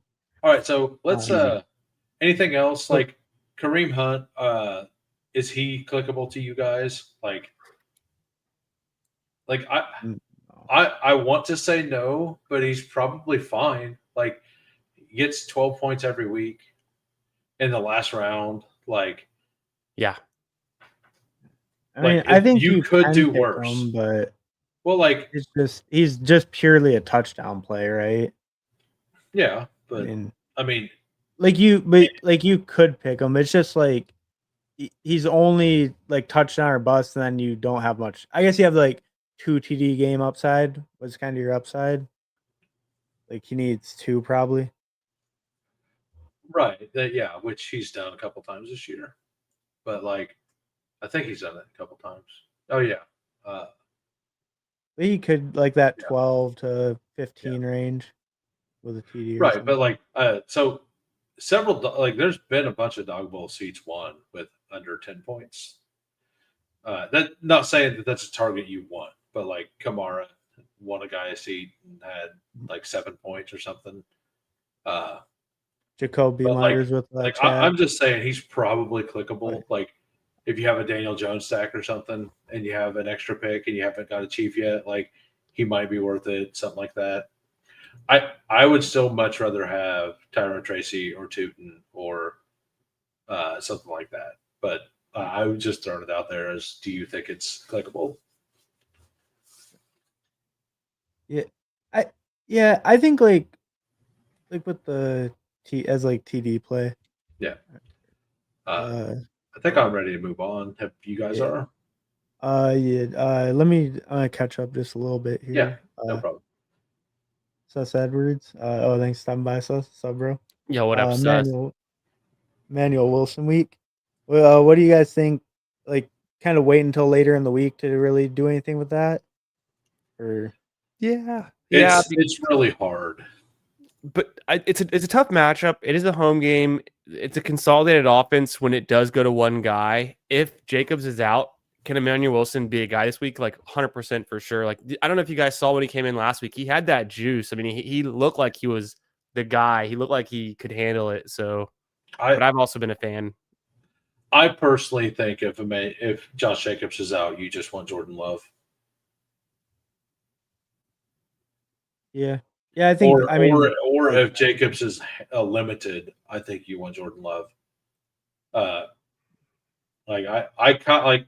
don't think that like it's a great defense for Jordan Love to get cooking, but he's cooked against any defense. It's just wild. It's just random when he does. Yeah, like really random, in my opinion. And if they have to pass like a normal team, then yeah, he could have a pretty good game. And I've heard other people say like it's pretty predictable whenever Jordan Love cooks, and it's been a lot of like the worst teams on defense. Like they go out there and I haven't went back and looked to see if that's actually right. Even before the injury, Gainwell was cooking. I was tilting. Yeah. Because I had a bunch of like I noticed too because I had a bunch of Jalen Warren last week. He was like my 2 stands last week were Josh Jacobs, Jalen Warren, and well they both got hurt. Yeah. Mm-hmm. So that was my week. It was not good. So we're recrossing streams. So power of my band hammer will grow. Yeah. Sean's got really a dirty P. He messed his shoulder at week 10 last year, and those are 7-game cents. Yeah, I'm so hard to play Miami. Neil, I'm fair and merciful after all. I let Al Boogie stomp around in here. So it's anarchy in here. Absolute anarchy. Not nice. Yeah. All right. So All let's move on over I think to that's good for like I don't mind Swift. Like all the guys in the middle there, I think are fine. Are you guys like completely out on Ashton Jitty this week? I yeah. feel pretty much out on Jitty forever this year. It's like the Browns, like the Raiders offensive line. Like if this is the spot, like I'm fine losing if that's the spot. Yeah, I don't even really get why his ADP is so high. I feel like he should be like down in like the later I'm 40s maybe or assuming it something. started pretty high and it's just falling, and auto That's drafters are probably keeping true. it there. By Friday he might be down in there. Probably. Yeah, But I don't I don't know if what Neil's seen. I know he's drafted a couple of them, but I don't. Yeah, I would guess that he's just slowly falling down the boards. He wasn't even drafted in the one Wildcat I done, which really? makes total sense. Like I don't even think he has a draftable ADP in Wildcat right now. Yeah, I guess like, that does. The top 10, because like he should be outside of the top 10 against the Browns. Yeah. All right, so JSN versus the Titans, Detroit, Amon-Ra versus the Giants, Lamb versus the Eagles, Rice versus the. Is that the tier? Or do we go further? Do you guys think it stops there? Do you like T. Higgins versus like? I like T. Higgins. I like it has to be T or they do nothing.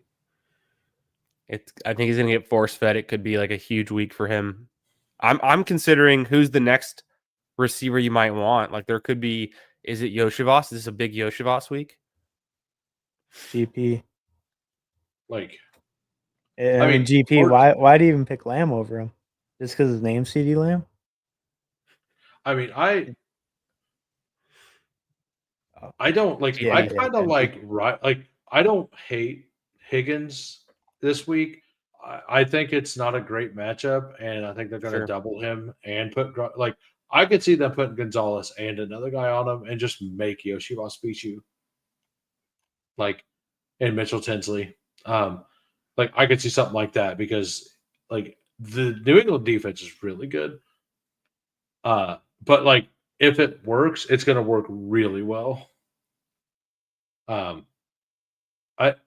My question is like, I kind of like Rice and maybe T over Lamb and Pickens. I think the only way Kansas City keeps the game close is if Rice is going. Yeah. I mean, I don't really mind Rice over Lamb at all. I think that's like pretty even. I mean, I don't know. I guess Rice, he hasn't had like really any huge games. No, I guess like he, 2 touchdowns. he's 20 points. He's consistent. 20 points a game is what he was. Yeah. But And like, Lamb's been a little bit disappointing. Yeah, like Pickens has the giant spikes, but like I kind of think it's you take like I don't mind taking the quarterbacks up high. I don't mind taking 2 running backs high. I actually love McBride. Like McBride goes at the 6. Like I'm fine taking him even higher. Like with how like what he's been doing, but like there's down cases on all of these guys, right? On all of these receivers. There's really good cases too, but like JSN versus the Titans, like how long is that game going to be competitive? How long? Like, and we know Seattle, if they can run the ball and they're ahead, they're going to run the ball and stay ahead, right? Yeah. I mean, and they might even get some defensive scores the way Tennessee plays. Yeah, exactly. Short fields, not a lot of yardage, and if it isn't JSN converting the touchdown, it might just be super low yardage, but they already have 28 points. Yeah, James, I agree with Candyman there, and I think it is Woody Marks as well. Should I play Woody on Thursday Night Football or Wilson running back from Green Bay? Oh yeah, Woody Marks for sure. Yeah. And thanks Neil, by the way, for the ETR thing. Like that makes sense. Genty Okay. is the ETR RB11, so he won't fall. I think Genty had a better projection than expected at ETR. Yeah, Also, I'm going to expect him that he scores under 15 points. He had 7 yards last week. 7. yeah, it seems 7. so hard to see. Like He I'm had not he had I'm not 10 as he had 10 at halftime. He had 10 at halftime. So bad. He ended with 7. It's I the think offensive line. They're not doing him any justice. Yeah. I could be hurt by Genty again, but not in a Browns matchup. He's got to at least have a good matchup to fool me or something. Yeah, like I agree. like, I need a where's the story. hope? I don't see the hope. Yeah. Is the hope that Shedeur is going to throw it to Genty somehow? Actually, Like, is that the Raiders might score. How many times are the Raiders going to score on 5-yard fields off? Yeah. They'll I didn't think they'll about all be that. they'll get the ball at the 7 and they'll kick field goals from the 25. That's yeah. I mean, like, Yeah. The way they play. like we know what this game script is. It's ugly. Take overs on all the kickers. Suss got the script. Raiders will have 45 minutes time of possession. Genty 35 for 65. You might That's just right. have the Yeah, script there we right go. there. There we go. But yeah, so like I think the JSN thing, like it feels a little thin. With Dan Campbell calling the plays, like they've not been featuring Amon-Ra. Not that that's something that can't just happen at any point, but like they're also probably going to be well ahead in that game pretty early. Like, well, but like last week, Amon-Ra had like a shitload of targets. He just didn't convert anything. He had 12 targets. Jared Goff was throwing in the wind, and he was trying to throw deep. Yeah, like that's just the Jared Goff narrative, right? He's in a dome this week, so like I actually like Amon-Ra this week. But like over the last 3 weeks, he's at like he's at 33 targets. Like he's averaging still, actually, more now. Yeah, I'm still in on Amon-Ra in general. I just never want to fade him ever. I'm just building like the negative. Like there are negative cases. Like a lot of the weeks, you can look at the number one players and like you don't see a whole lot of negative cases, but there's actually cases to build against all these players this week, I think. Yeah, and like I think that those same cases. That one, that one you could also say the non-competitive. I mean, there's a chance of that, especially if Dart doesn't play. Well, with all 3 of those games, like the first 3, right? There is a chance that Philadelphia's defense just completely shuts down Dallas. I don't think that happens, but there's a chance of that. Philadelphia's done that against everyone. So, yeah, but I believe that Dallas will be able to move the ball, but like it's not guaranteed. I'll tell you that. Yeah.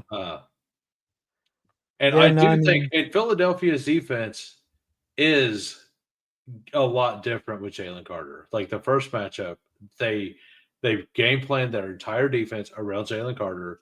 Jalen Carter got tossed at before the first play of the game. Philadelphia is going to be out for blood in this game. Yeah. Oh yeah, because week 1. Yeah. Yeah, I guess so, huh? Like Dak's getting injured this week. And Dallas did really well against him. And I was like, hey, Dallas can actually run the ball. That's a good point too. And that changed a lot as well. Now, I think the Cowboys are still going to be able to move the ball reasonably well, but it wouldn't shock me if this turns into what the Cincinnati game was last week, to where the one side that people think is the better team just happened to just smash in an unreasonable way. Like I don't think that'll happen, but it is something I'm prepared to watch as well. Yeah, I mean, yeah, I guess I could see that. Or week 1, right when the Eagles Cowboys played, that game just was terrible for everyone except for Javonte. Yeah. With that being said, if we're at 9 and CD Lamb's there, and you want to take CD Lamb and hope that Jalen Hurts comes back around to build the game stack, I am absolutely all in. Like because if we're building like ceiling cases, like that game could easily be one of the ceiling cases. Yeah, for sure. So I don't know.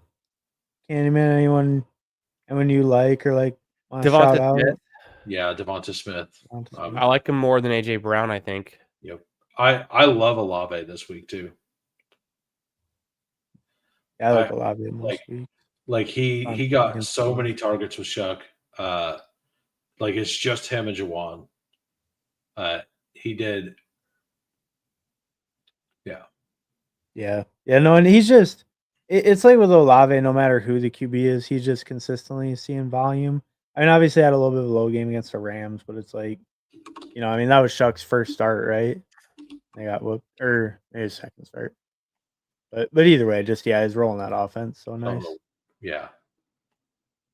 Rome and going pretty late. Like Rome to me is also a good spot. Cincinnati or Philadelphia, Pittsburgh isn't great against the wide receivers. So let me double check to make sure that is right. I'm just going off. No, you're right. You're right. Okay. I was wanting to double check just to make sure. The Bears have a big plus matchup for the receivers this week, and so and do you go Rome? Do you go Luther Burden? And they play man, and or no, do they play? Whichever one Rome is good against is what I can't remember if he's Rome's good against man. Yeah, that's what I thought. Man, that's what the Steelers run most of the time. So like. It's just such a good matchup, and I think that game could have a lot of points in it. Like, this is the new Bears with Caleb Williams. Like, Caleb Williams doesn't care that Aaron Rodgers has owned the Bears for all these years. Yeah, I mean, I doubt he cares at all.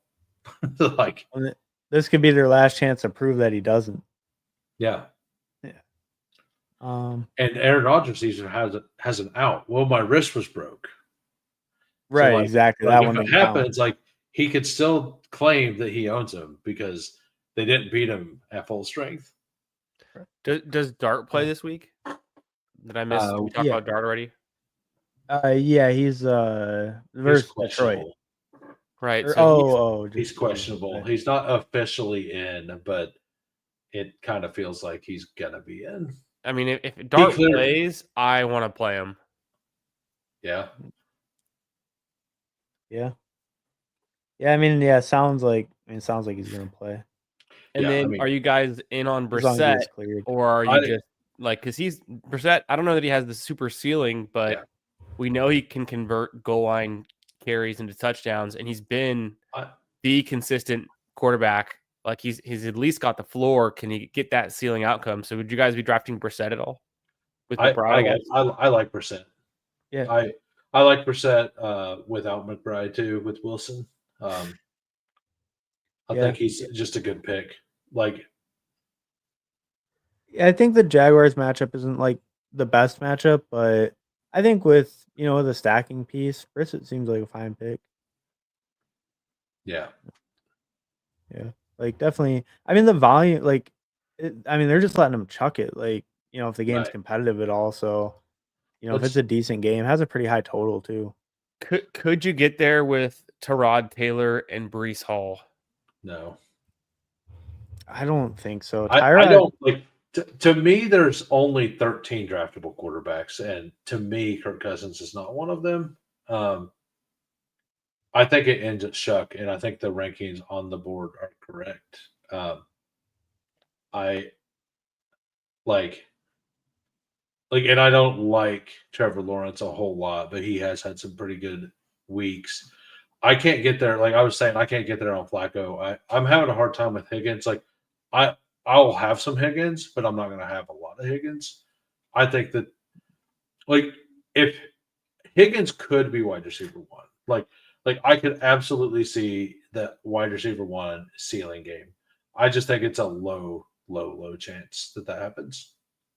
Yeah, I think Higgins is more of that lock him in as like a strong wide receiver too, but you're still gonna potentially need a little bit more.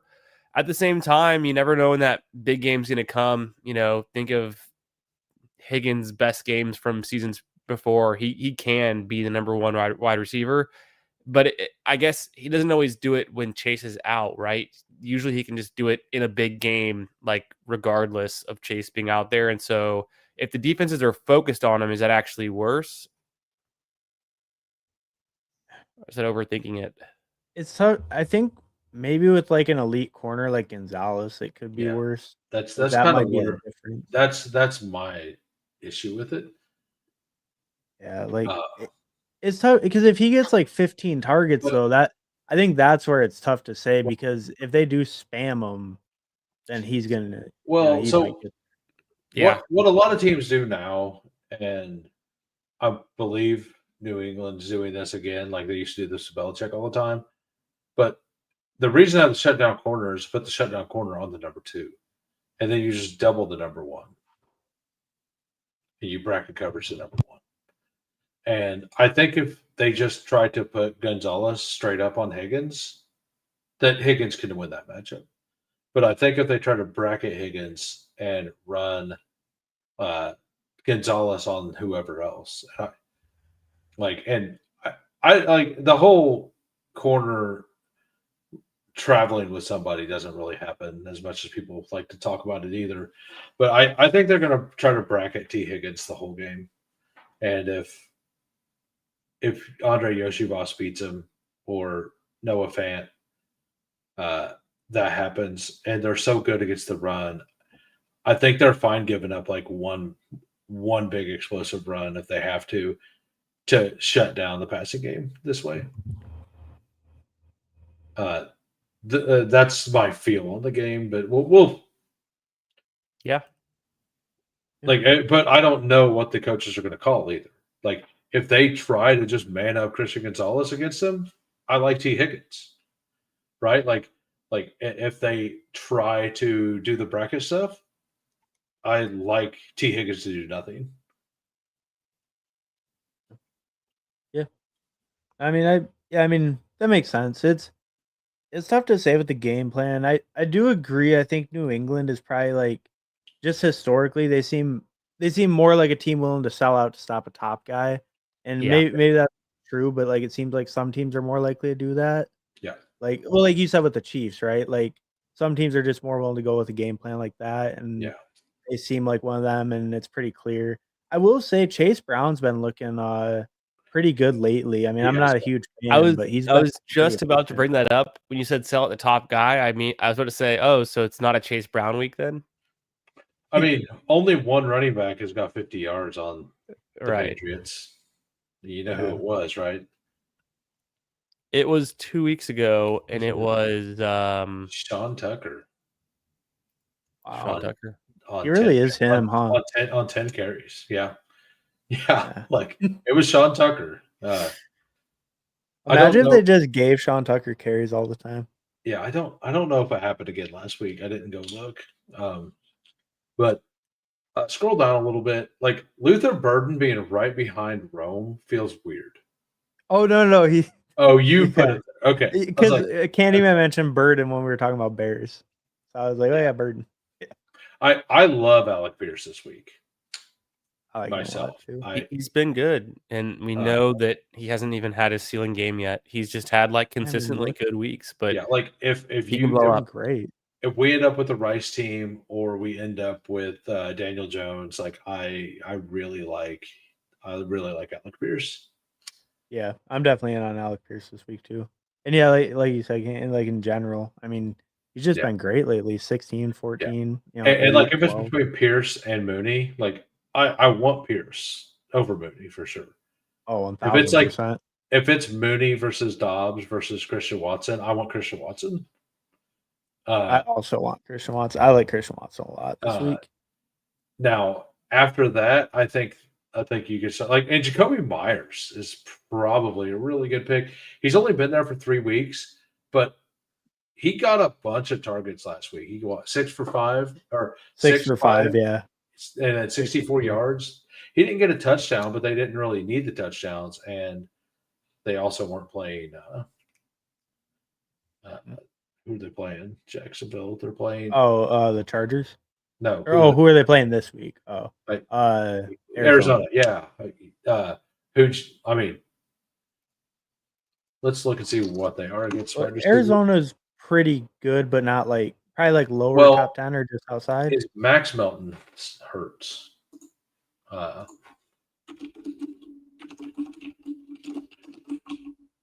So if Max Melton is looking to be out, I think it's Max Melton. I might catch up on. Only Raiders all or Buns Garrett gonna have 10 sacks. Facts. Yeah, apparently I don't know the guy's name. It's Melton. But yeah, if Melton is in, I don't like it as much.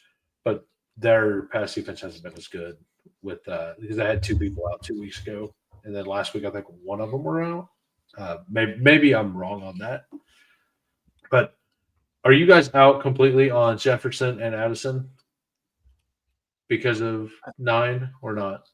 I mean, I would like mix them in, but I would definitely want to be underweight personally. Yeah. Same. Yeah. Like I think they both have such like, they can break big plays, and the offensive like scheme is so efficient. They could spike any week, but it seems like the prices are still a little bit too inflated. Yes. Yeah, and so go to Nate's question. Trying to upgrade London, trade London, Sure. Tyler Warren, Harvey, Henderson for Puka. Number 1, is this a dynasty? Because in dynasty, I don't want to make the trade. If it's single season, like you might as well trade away Drake London, if you can get anything for him at this point, because there's a chance he doesn't play the rest of the season. He probably plays at some point, but there is a chance that he doesn't. But if it's dynasty, I think I want to keep Tyler Warren, Harvey, and London. Yeah, I'm probably the same. Dynasty, keep your side, but redraft, you could trade as long as it's not hurting you too bad at RB. Right, and Puka historically he can't stay healthy. Like he's going to get hurt every year because that's how he plays. It sucks that he's going to get hurt every year, but he will. All right, so Sean Tucker's this generation's Jalen Warren. Yeah. We all know he's good, but they won't play him. I like going Myers Watson at the 7-8 in fourth quarters.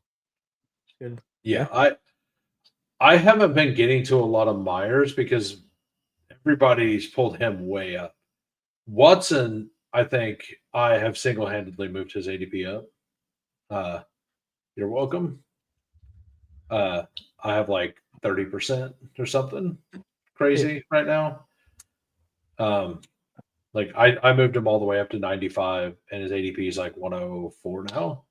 And I took him like every draft. Wow. Like I went from 0% out of 10 drafts to like 30% at 40 drafts. So hammering them. Yeah. Like one every 2. Yeah. FK Coolers. What's up, brother? Thanks for stopping by. Packers are just such a tough team when it comes to ceiling plays now that Kraft is gone. Yeah, no, it really is. Like you just have to hope Jordan Love's throwing the ball, basically.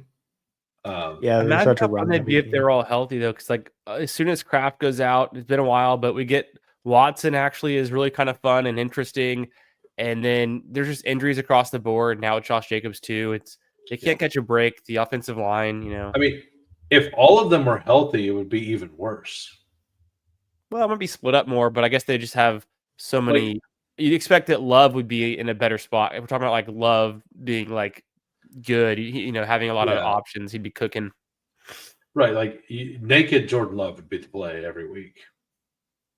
I mean, Tucker Kraft's the true alpha. Well, yeah. But no, yeah. I mean, naked Jordan Love, they do spread it around a lot. Don't need them to start. Just hate for Puka to get injured. Yeah. I don't possess enough thumbs to No, express my feelings on dog bulls. hammering him is crazy. I don't care. Yeah. I'm Um. realistic.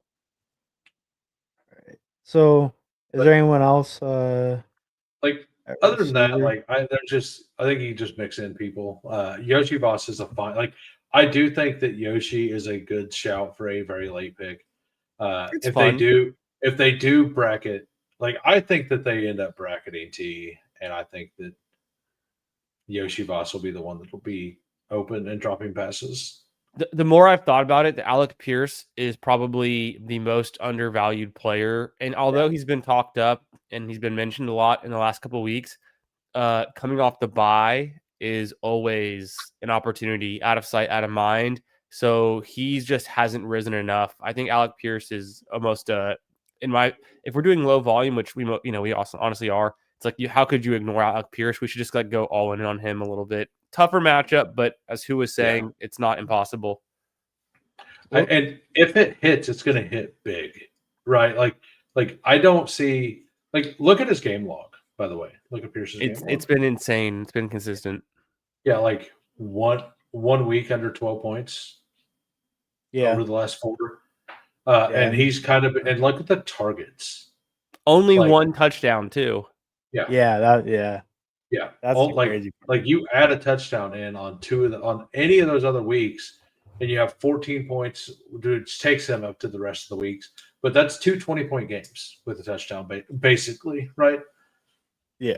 Because it's like an 18-point game and then a 20-point game on the other one, and that's what we're looking for. So, and I do think that if the game is something you want, like if you have Rashee Rice, I think that he is the bring back. No, I mean I like that combo a lot. Yeah. I think Alec Pierce, he's just I think the value is just not rising enough, maybe because like the Colts have so many good players, but yeah, he's been really consistent. And watching Kansas City the last few weeks, like they are letting people get behind them on defense. Like they are now their defensive line's getting there, making it hard to throw the ball deep, but people are getting deep on them. Like, so if somebody can put enough air under the ball to actually let the guy run into it and like with a little bit of like in rhythm, like that's some stuff we've seen Daniel Jones do this year with Alec Pierce. Like under pressure, throwing the ball deep to Alec Pierce. Mm-hmm. Like it's not like the only throw Anthony Richardson ever made. It doesn't look that pretty, but it looks pretty good. Yeah. They've had a good connection. And like the other one, like Tyler Warren is also a smash. Kansas City, like last year was horrific against tight ends. This year they've been a little better, but I think it's their top 10 against tight ends, like in yards and in touchdowns, but we're like second best in touchdowns and like 12th best in yards or something. I just realized there's another player we haven't. I don't know if we talked about him. As Michael Pittman Jr. Yeah, there's a reason I didn't talk about him. I don't like him in this matchup, but I added him and then unadded him because I wasn't sure. I seen you do that. Yeah. He's not unclickable. Like he's fine. I view it as the Kansas City corners do a really good job with the bigger wide receivers, in my opinion. Yeah, like he feels fine. I think it's just I really like the Alec Pierce angle. I think I just like the Alec Pierce angle so much that I just like maybe that's kind of like if I did more volume, I would I want both of them. Yeah, if I'm going to do 20 drafts, I want a couple shares. I definitely want one share of Pittman. Right. But I want 2 shares of Pierce, kind of thing. Right. I don't think Pittman's a bad click, but Pittman goes before Pierce, and I like Pierce ahead of Pittman. Okay. Specifically in this matchup. I like him like just in general over Pittman right now. But in this matchup specifically, I kind of like Pierce. See, I have a tough time with the two, but Yeah, I do just think Pierce and like the matchup. and I I lean a mean, little. we didn't mention DK Metcalf. DK Metcalf versus Chicago, like Aaron Rodgers is going to lock on to somebody, Yeah, and if he's going to own the Bears, who better to do it? and yeah, We didn't mention Wandale. yeah, I mean, There Wandale's a is. guy who he's always there. He's always fine. Uh, he like if we have Jackson Dart, we want him, right? If we don't have Jackson Dart, do we really want him? And even with Dart, Yeah. you could just always go naked Dart, Yeah, for sure, right? I kind of think that like naked Dart, it to me is a little better. And I don't know. I feel like I'd rather pass on like just kind of Wandale's tier. Like if I'm not getting a Colts guy, Like, I'd rather kind of wait till the Watson or Addison or like Myers kind of guys. yeah, and even Like deeper than that, like go deeper than that. Like Luther Burden's down there. Your boy Adonai Mitchell. my boy, yeah. Uh, Yeah, and see, I and he almost if he had yeah hands, yeah man, man, that was a nice game if he had hands. yeah. I mean, I was in on him too. So, um, Yeah. Oh, what do you any Patriots receivers you guys like? I mean, they're playing the Bengals. Diggs. Diggs is the man. Stephon Diggs. Stephon Diggs. Gotta be Diggs. I mean, What the hell? Diggs. Kings gotta peep the seat, word to Caesar. Remind me to keep receipts, y'all shit weak. I ain't worried that it. Classic. Candyman was teeing it up too good. yeah. Yeah. I was ready. what is so if Booty like it's one of those things like with the Patriots receivers, I don't want to take them until like if it's not Diggs, I don't Matt think you want to take Collins one. is draftable. Right.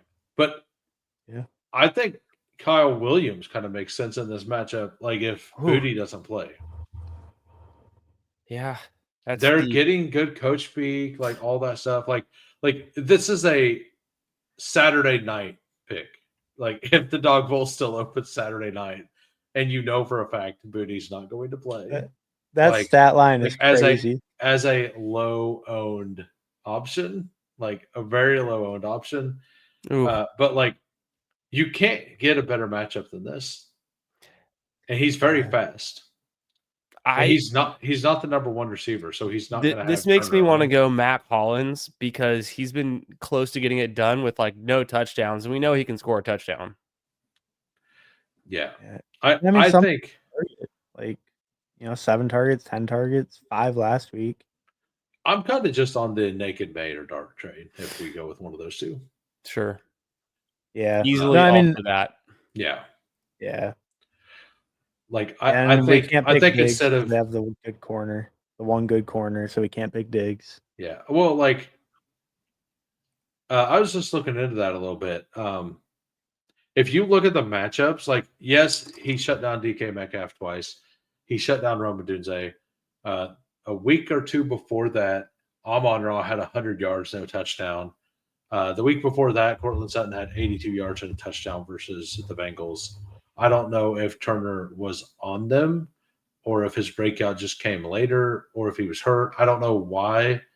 And then the week before that, somebody else had like a reasonable game as well. So it might be more that because Rome dropped the touchdown, right? Like, but everything else was so open that like Luther Burden had the big play against the Bengals. Like DJ Moore absolutely cooked. Loveland really cooked, right? Like if he was just on Rome, but everything else is open, like why does it matter, right? So, and if he was on the ones on the other games, like, and maybe he was on JMO, I don't know. I haven't went back and looked to see if he was on JMO against that game or not, but Well, Monroe gets a lot of slot snaps, so that could Yes, also be yeah. like So he that's might not probably play what. slot. Yeah, Yeah. that's probably what that was. Mm. But Um, yeah, I but mean, yeah. Diggs mixes in the slot too, right? Oh yeah, definitely. So like, if that's the case, Diggs is fine. Yeah. Because Diggs doesn't even play in all the 2 wide receiver sets. Like Matt Collins plays the most snaps. Right. Better blocker. Yeah. But yeah. All I right. mean, Let's Diggs let's done pretty good. let's skim over tight ends and then jump in. I would like to get to bed here in the next 20 minutes, if possible. Word. Actually, I'm gonna Yeah. hop in. I'm gonna Yeah. hop into one right Oh, now. definitely hop in. Yeah. Yeah. While we're waiting. Jump into the dog bowl right now. Anybody who wants to come and take our money, you're welcome. Or Hartman's money, All right. I guess, this week. Hartman's Entering now. money. All right. How many? All right, waiting for 6.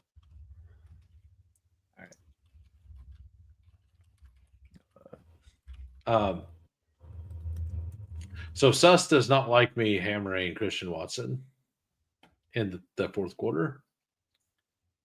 Yeah. I mean, I think he meant the phrasing. Okay. I think he was making a funny. I think. Okay. Yeah. Yeah. That is crazy. So I think there are 3. Like, I think there's 2 elite tight ends on this slate.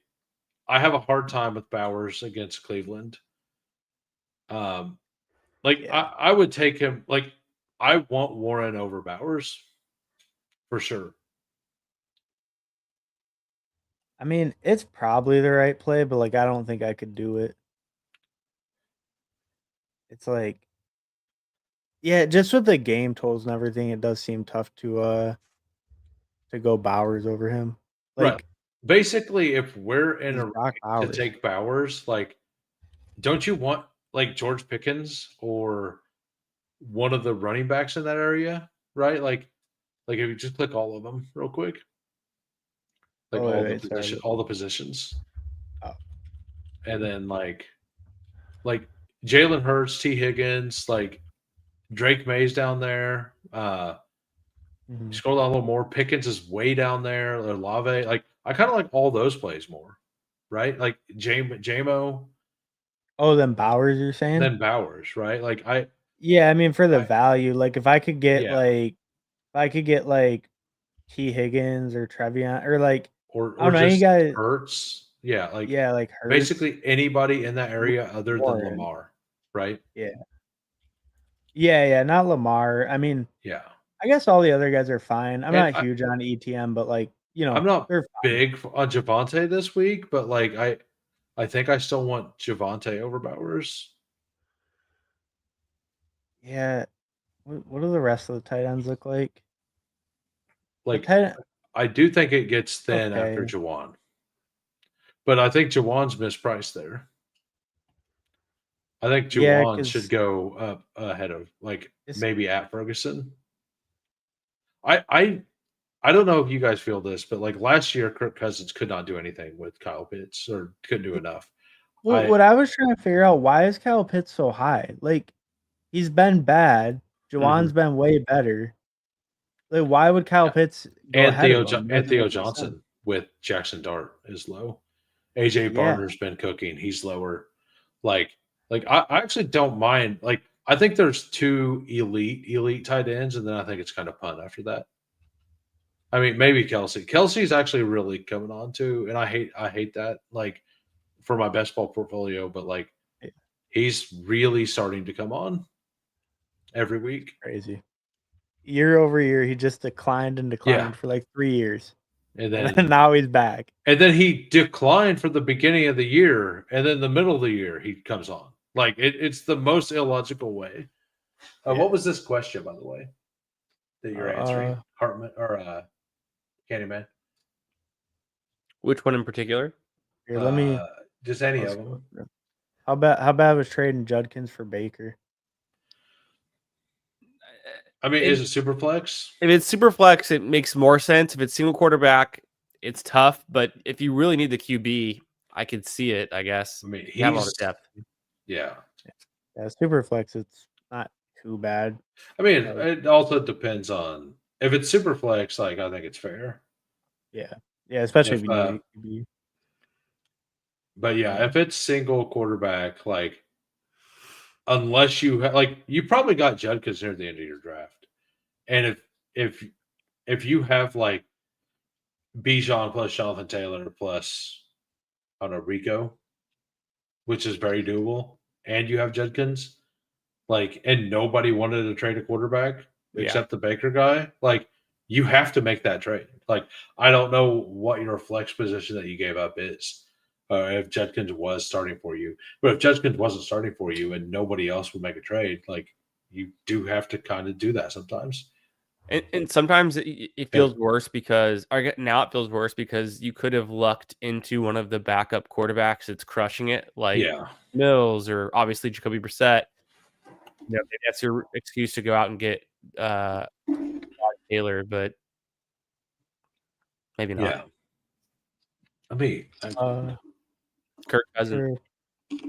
Trade A-Chain and JJ for Chase Brown and Lamb.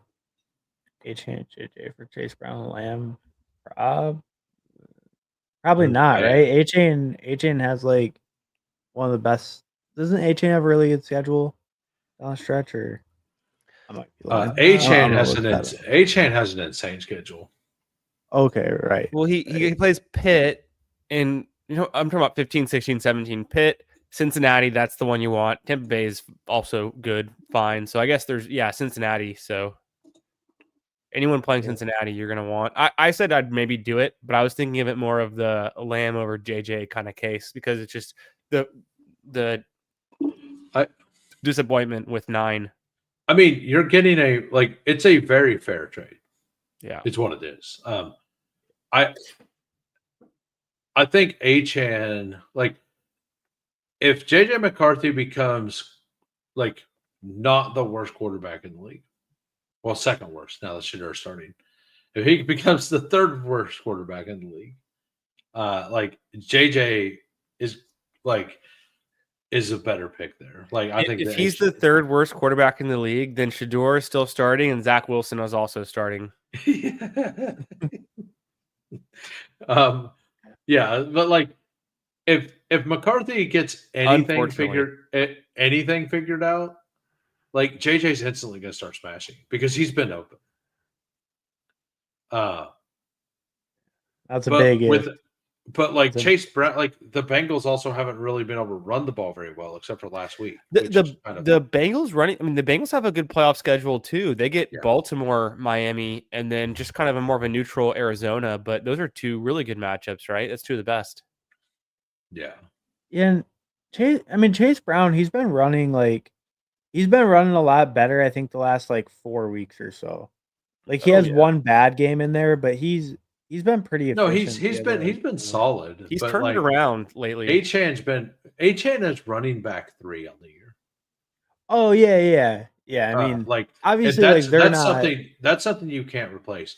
And CeeDee Lamb is actually the second best wide receiver on this team, fantasy points this year.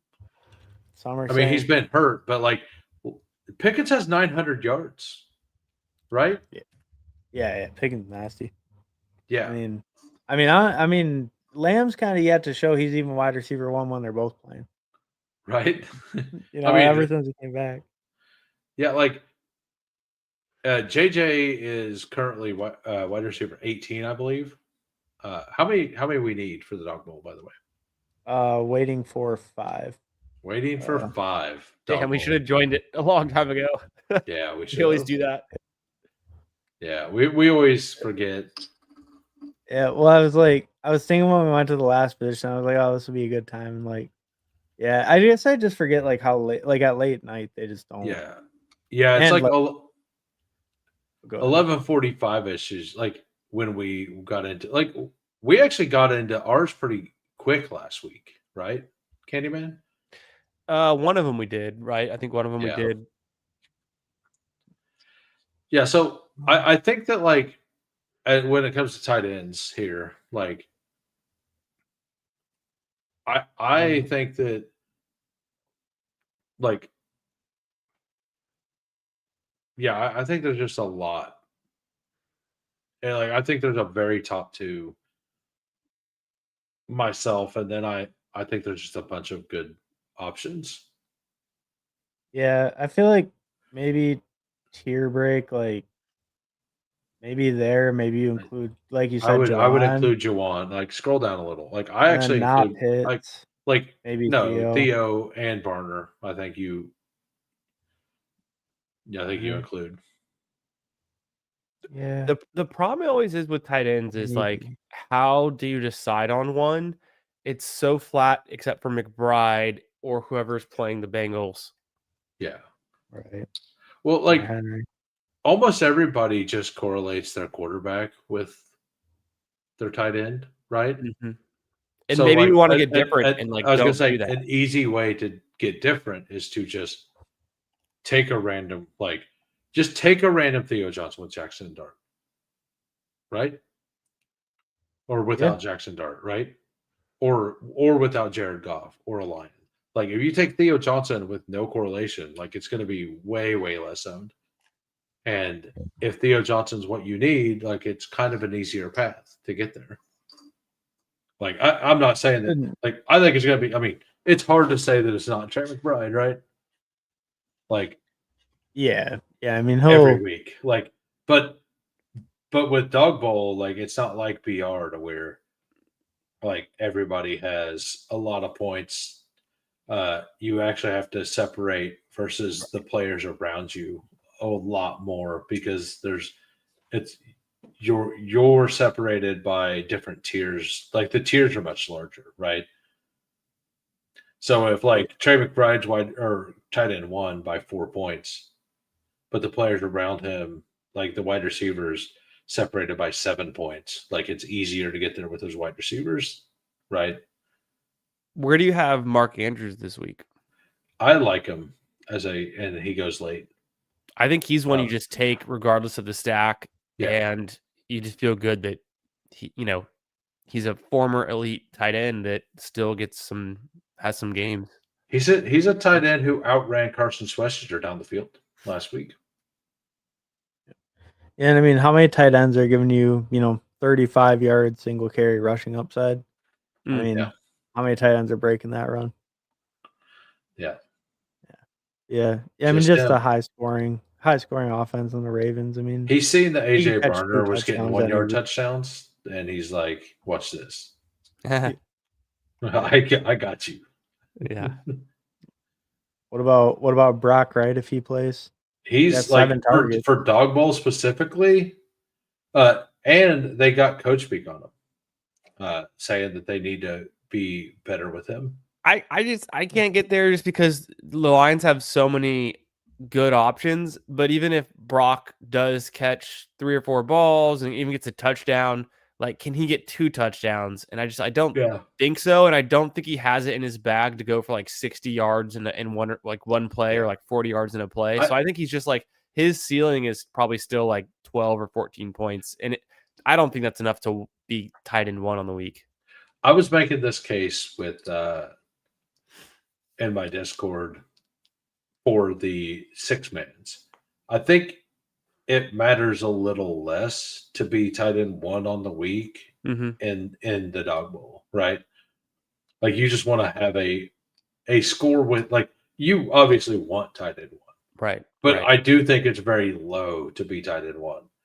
But it's also not a super high chance for him to get to 14 points, right? 20 yards and 2 touchdowns. So Yeah. and then if he does do the unthinkable, like now he's got to beat, like you got to hope that McBride didn't score 20. It's more You likely that you need a running back drafted in the top 1 or 2 or 3 rounds Yeah. than even Trey McBride or Bowers would give Right. you above the replacement level, because we Yeah. know that it's going to come down to you need that running back who has the highest score, and it's going to be something like 30 or 32 points or 37 points versus a tight end. Maybe the highest score is 18, but there's like 3 or 4 guys who have 12, and that's actually close enough. Yeah. Right. And that's kind of what I was saying with the And with that being said, like McBride could easily just outpace everybody by 7-8 points. And And still be the guy you don't need, because if you Well- get McBride, you can't get the running back you actually did need. yeah, Because because there's going to be free tight ends that score a touchdown, and they essentially become playable if they're free. yeah. Yeah. I mean, I think with tight end, like so many guys can be viable as long as they have a role, just because he has a little scoring ceiling, right? If your guy gets in the end zone, you can be. So I'm gonna change gears for 1 second. So I didn't talk about it on my stream at all, but like I've been doing like fourth quarter content. Yeah. Mhm. There's a pick that I really, really like. I've only done it twice now, but it's a very low owned leverage play that I think makes a lot of sense. And it's Mike Gesicki as a third tight end. I haven't heard that name in ages. Well, Coming off IR. his practice window is supposed to be opening up. Mm. And if his practice window opens up, that means he's like, if he misses the first week, he's there for the end. And like, if Joe Burrow, like, he's the receiving guy, like he plays in a different way than Fan.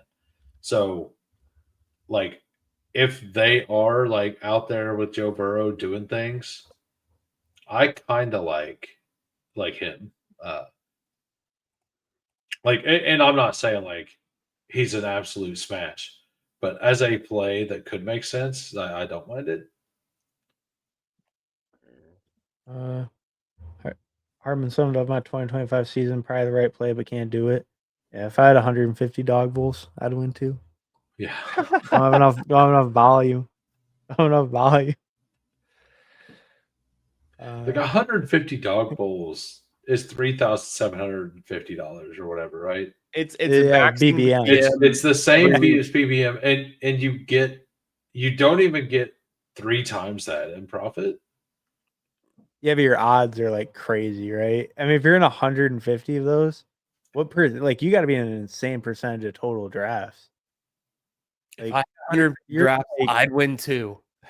Yeah, you're in like 30% of all the drafts for the week if you max it or something. Well, it's what, 5,000?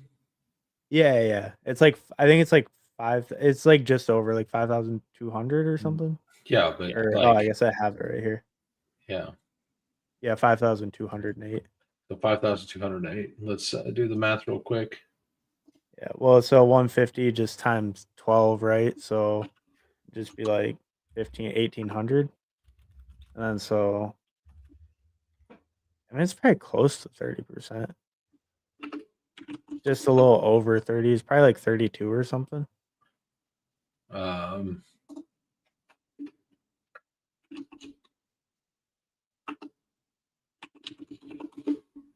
It gives you a 2.8% chance to advance, if I did my math right.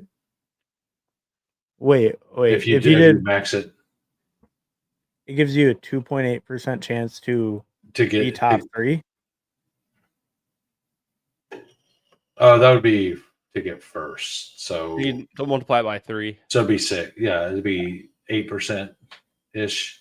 And assuming Yeah, that's right. Yeah, I forgot to multiply by 3. Well, also assuming so that 0.86.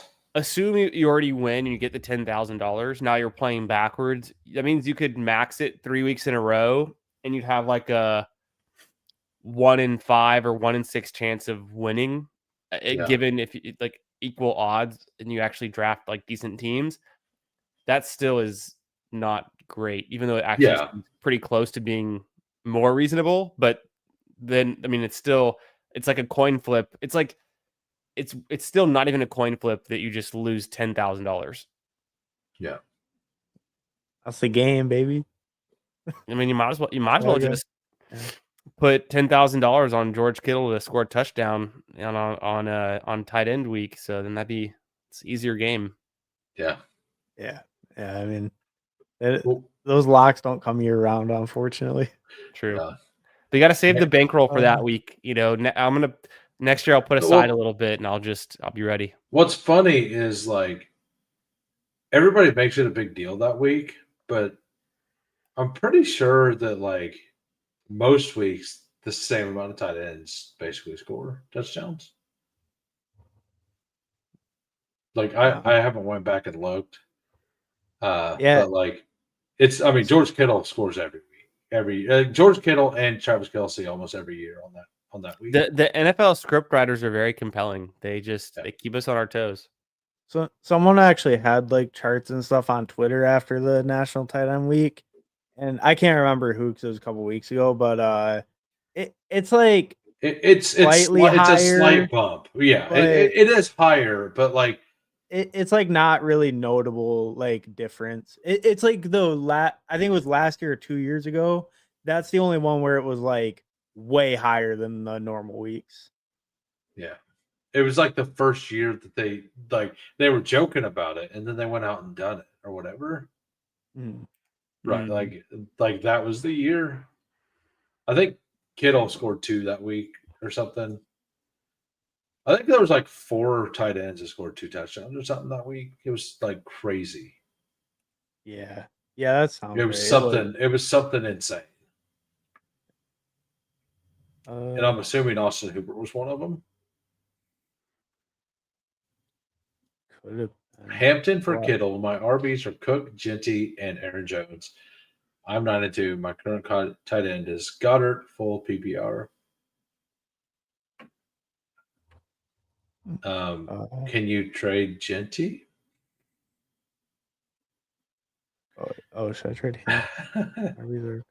I'm kind of in the boat where it's like we think Hampton could be active in week 13. Yeah. We don't know. And then the Chargers playoff it's rough. schedule it's really is rough. pretty brutal for running backs, right? Yeah, I'm actually starting to like I had a decent bag of him in fourth quarter. I'm not taking any more. At least they get Dallas. The Joe Alt injury happened and like that, and then that week happened and it was rough. I'm just looking at the Chargers schedule. You have Kansas City, we know is a very negative matchup for running backs.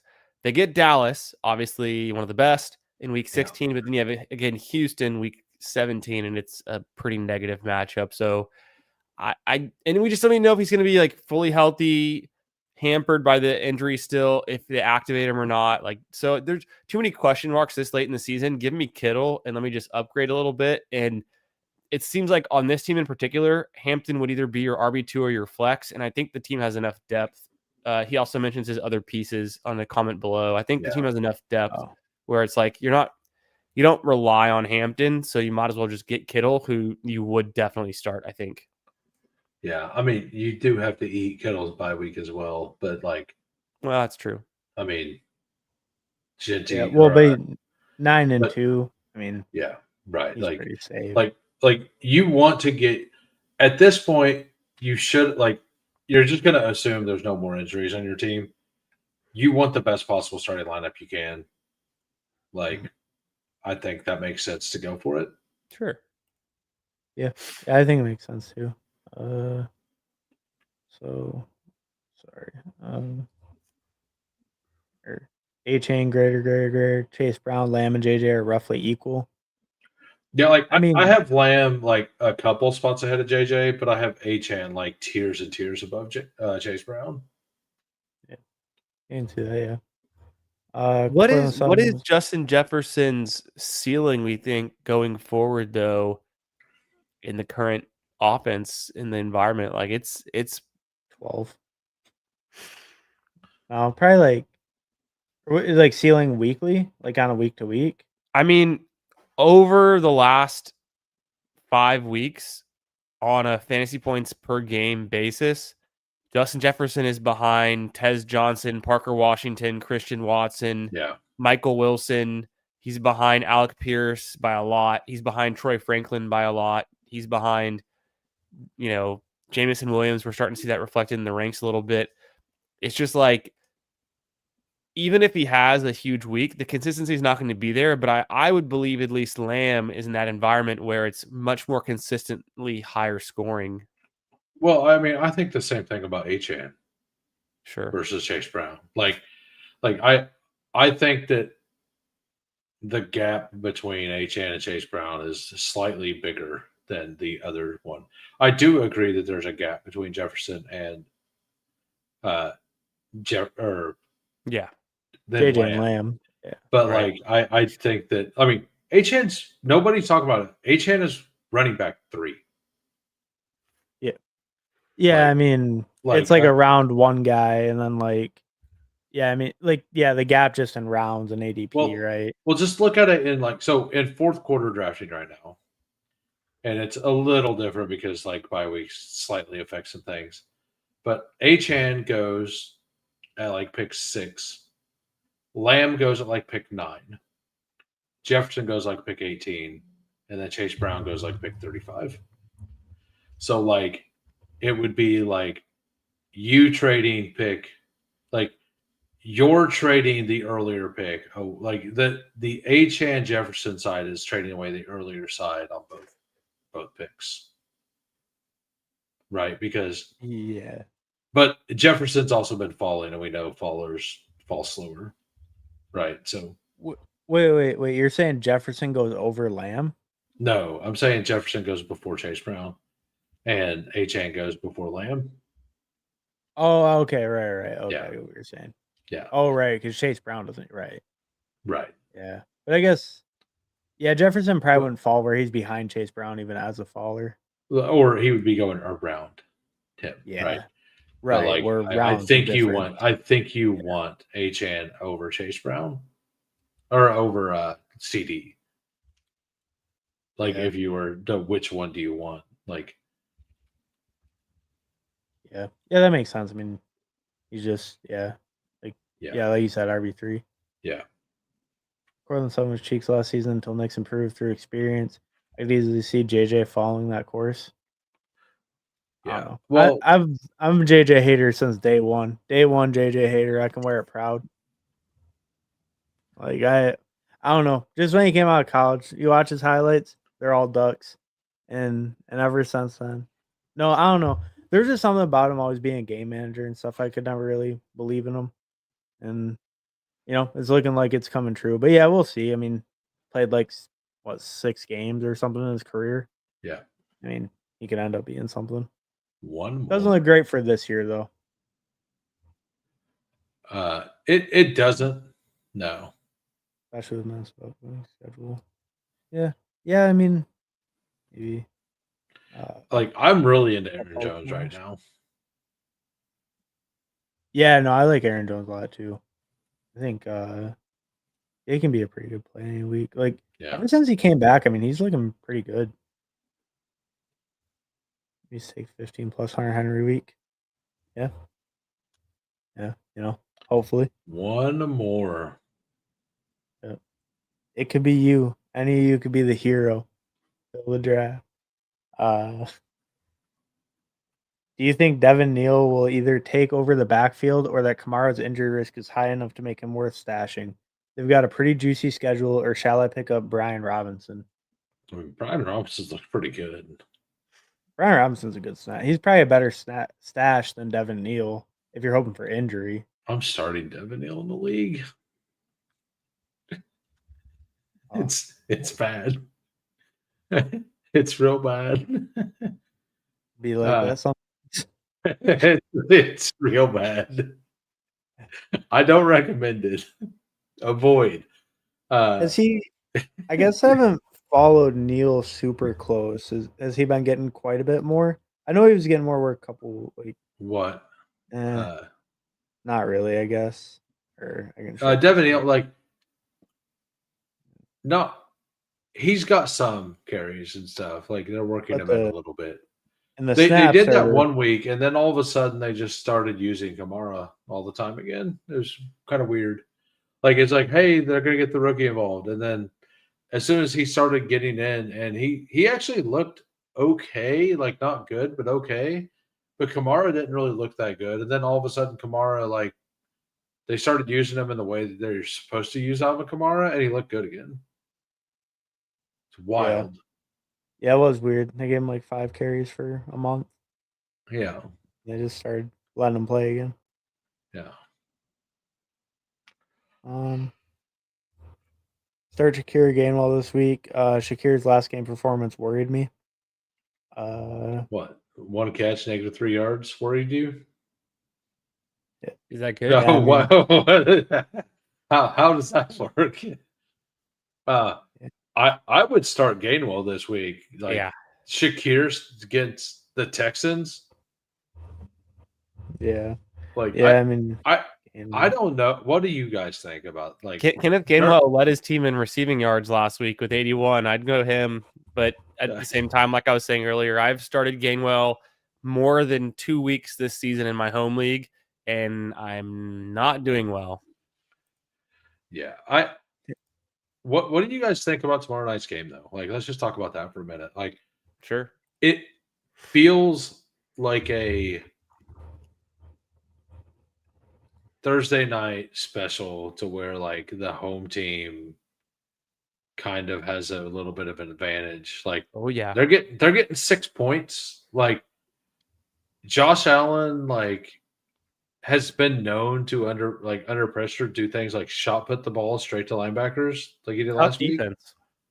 And the Texas defense is nuts.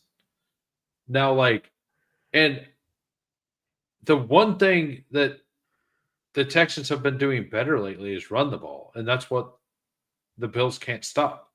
So I don't think the Bills are going to lose, but Texans cover. I do think the cover is very live. Like, So I don't to be fair, I'm not going to bet it. well, it's But also Davis if I were Mills, to so bet it, I think I like that. you would need a lot for them to win. But if Josh Allen's the winter soldier, I've got bad news for you. It was 85 degrees at 7:15 p.m. today, which is kickoff time tomorrow. So it's still summer here in Houston, and the sun is going to be down, but it's going to be hot. It's going to be warm. The defense is going to be swarming Josh Allen. I don't think Davis Mills can potentially keep up to what he'd need to get, because I'm going to say the Texas defense has been good. I mean, they haven't really been allowing many high scores this season. They had the Jags went off with 36. The Ravens or not 36. The Texans put up 36. The one matchup I guess was the highest was the Seahawks at 27. So the 27 points by the Seahawks was the highest anyone scored on the Texans defense all season. Otherwise, that teams, even if they've been beating the Texans, have only put up like 17, 14, 20 points, 18 points.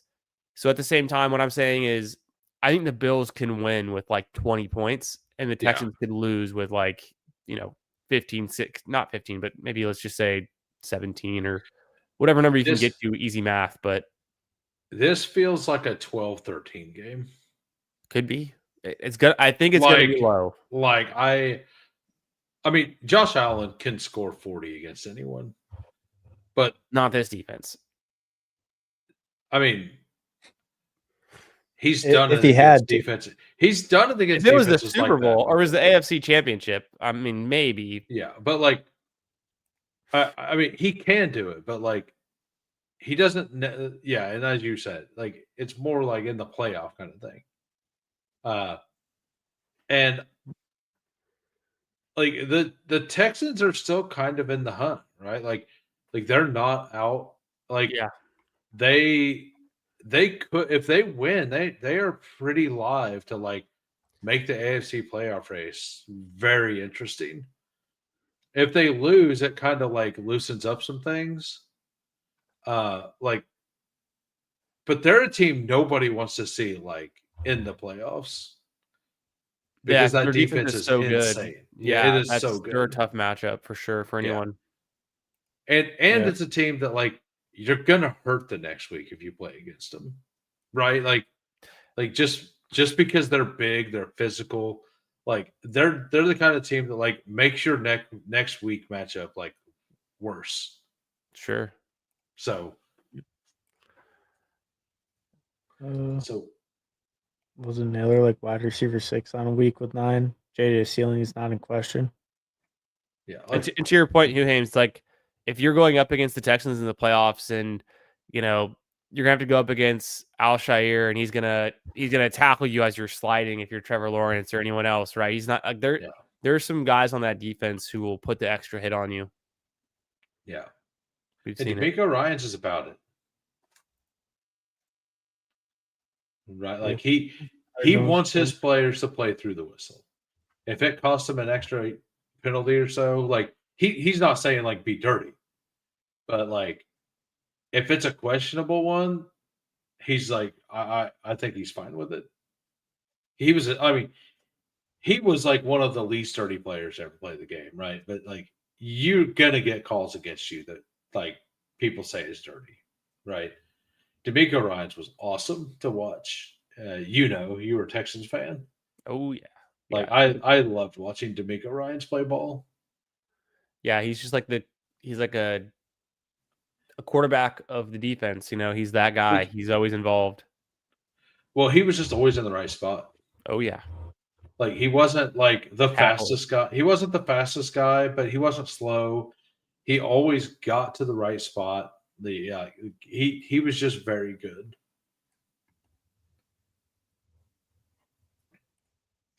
So flex Alec Pierce, Kamara, or Stevenson.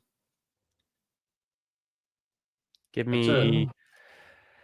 Honestly, it's kind of close with Stevenson, but I guess give me Pierce, then Stevenson, then Kamara. I'm Pierce, Kamara, Stevenson. So I'm actually Kamara second. I'd be Pierce, Stevenson, Kamara. Yeah. Bengals matchup can't pass it up. But, I mean, how over under 0.5 fumbles for Ramondre Stevenson? He could have the over and still put up 15 points or 13. Yeah. Maybe it was 15 to 13. If I pick Ramondre, I hope he fumbles right away because that only makes Vrabel play him more.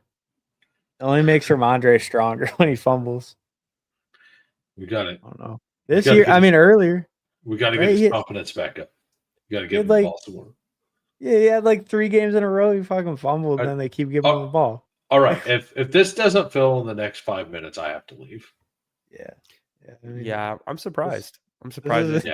Yeah. Just so you're aware, because like I got to be up in 5 hours now. So yeah. I mean, I don't know. Do you want to do just like a normal BR quick instead right now? I mean, we can let it try to fill. It's up to you. If you want to do a BR, we can do a BR. I mean, I don't you can just leave. We can wait. Leave the dog. I mean, if you're up for it, stay in it. Yeah, sure. Leave the dog bowl up, and then if we do a BR and it finishes, and that's not filled, we'll back out. All right. Yeah, I can do that. Let me just join it on here. So start Lamar Mahomes this week. Also start to Rice, JSN, Amon-Ra, or CD. I think. I mean, I think I played this. So good. Do what? All the options are too good. There's too many. Obviously, you're going to start JSN and then pick your favorite between Rice and Amon-Ra and CD.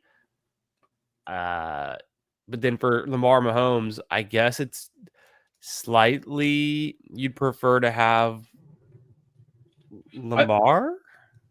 I think it depends. Like if you start Rice, you start Mahomes. If you don't start Rice, you start Lamar. And I think Amon-Ra is I kind of like Amon-Ra the most of those 3 or those 4. That's what I was thinking too. Honestly, I love Amon-Ra. So and then I think it's like JSN. There's a benching risk for them just like being too far ahead. You got to start JSN though. But like I think you start. I think it's JSN and Amon-Ra. Yeah, for sure. Yeah, but he could easily he could have 100 yards and 2 touchdowns at halftime. Yeah. And then I would rank it. I would go Aaron Jones, then Judkins, and Monty. Aaron Jones, or would you just go with Judkins over Aaron Jones? Aaron Jones, Judkins, Monty. I'm I'm kind of bullish on Judkins this week. Yeah, you were saying that earlier. I think that's totally fair. I think it's close enough. You can just go Judkins. I just still worry about. I was saying like how much faith do you have in that Shador offense to even think that you'd want it. But Judkins, we know he can carry the load on his back. If they just give him 25, 30 touches, he'll get there.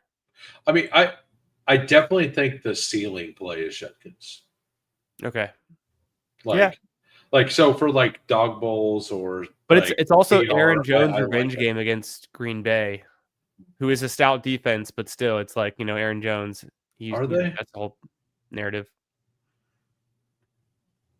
Like I don't think that defense is as good as we remember it. The Green Bay run defense. Just defense overall. Yeah, it's respectable, but it's not as elite. It's not Right. like Like against the Browns. that's where I'm at. Like I think people still holding on that they're awesome. They're Okay. good. They're not awesome. Right. Okay. Yeah, that's fair. Yeah, I'm probably also a Judkins out of those three. I like him this week too. Like there's just a better chance that like the Raiders that like shit this I was watching the Fantasy Points show last night and they were talking about Shador and Sanderson was talking about how Shador is ass. And I'm like, yeah, but like so are the Raiders. The whole Raiders defense is other than Crosby. Right? Like other than Max Crosby, like the whole like basically the entire Raiders team is bad. All right, so we're up on the clock. So I think we all kind of agreed on Amon. Is this the BR or the dog This bowl? is BR. BR. Yeah.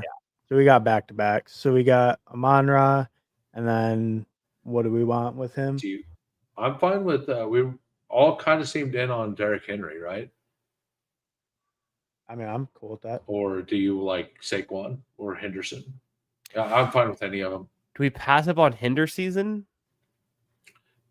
If Stevenson plays, like if Stevenson plays, it's a little worse. But I'm fine with Henderson. We can just do that. Let's just have fun. Let's have fun. Let's try to win with style. Let's have fun. This is Hartman's money. Yeah. Yeah, there we go. Yeah. Hey, I'm a Trevion guy. I mean, that. Don't get me wrong. I would do this too. I actually kind of hope that Trey McBride falls there. Like, oh, she can get him at 6. Yeah, I think there's like his stat lines with Jacoby Brissett is nuts. It's just so consistent. Like week in, week out, you're just guaranteed like it's a top 80 and a touchdown. 80 and a touchdown every week. You said Hartman's money, you said? This feels like a Kyron team, especially against the Seattle defense. Yeah. Perfect. Yeah. I mean, there's always room for Douglas Hunter. Wait, Kyron against Seattle defense? No, that was last week. Yeah. Oh, sorry. I pressed back. I was about to say it might work out because Darnold will throw like 4 picks again, and then I remembered he's not even on the slate. He's not even on the slate. That's I forced in a Kyron joke. I thought you were just trying to troll him into searching for it. Could it be both? Yeah. No, I don't know. You know that's the thing with BRs though, is like I can pick Kyron easy in these. All right, it's the season long. Yeah. What we got? Yeah, because it makes sense here, right? But yeah, it's like you can tell a story for a week. It's like, oh, he has a good matchup. He'll smash. Oh, Hurts. I mean, Hurts would be awesome here. Even Lamar, I think available. Go down. Work. I mean, we're both Devonta Smith over, right? Oh, Hurts. Okay, Hurts goes. Okay. So Pickens was not there. Pickens went. So we go Olave, Diggs, Brown, Devonta, Jefferson. I really like Olave this week. Do you guys? I like Olave as well. I'm cool with this whole tier of wide receivers. They're all the same to me. Okay. RB. Ooh, was that Javonte? Yeah. Yeah, Javonte's up top. We have back to back though.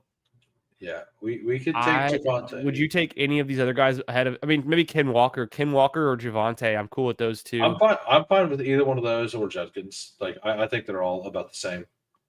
All right, and then do we like any receivers over any of them? I kind of like Walker's got really good coach speak. All right. I think Uh, Walker sounds good. We can't go with another receiver. If we Yeah, go yeah. with Walker could just destroy them. Yeah. Like I kind of expect that game to be way out of control. They've kind of mentioned that they want to get Walker more involved now. They said that he's done a few more things. They've also said, "Where's the dog bowl at?" By the way, is it still 11?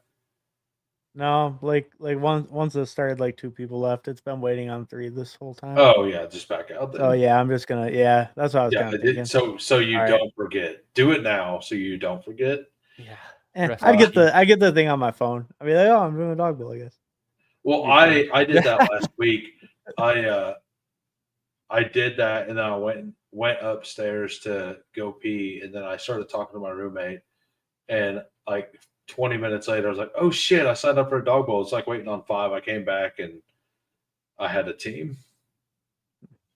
Imagine if that's the story of how you got there. I would have told them I was like, "Yeah, I was drunk or something." Like if you autoed to get into the dog bowl, do you have to auto when you're there? Just let no, should. no, you have to talk shit the whole time about how you're better at drafting than they are. You just have to like let the auto control the destiny. Yeah. You just tell them like, man, I had that team planned out since Monday morning. I wrote it down. I knew exactly what I wanted. Just auto drafted on correlated like, the whole way. What's wild is it actually gave me a team stack. It gave me a Justin Herbert QJ stack, which I would have never done. Get like, different. Ever. I would have never got to QJ last week. Ever. Like at all. So like let's go back to like we need a tight end and a quarterback, right? Right. I was gonna say which quarterbacks. Obviously, there's only 2 that could go before us, and they probably will. Goff is the one we want, right? If he makes it, or I mean, we could just do the classic Goff. I would go Lamar over Goff. Really?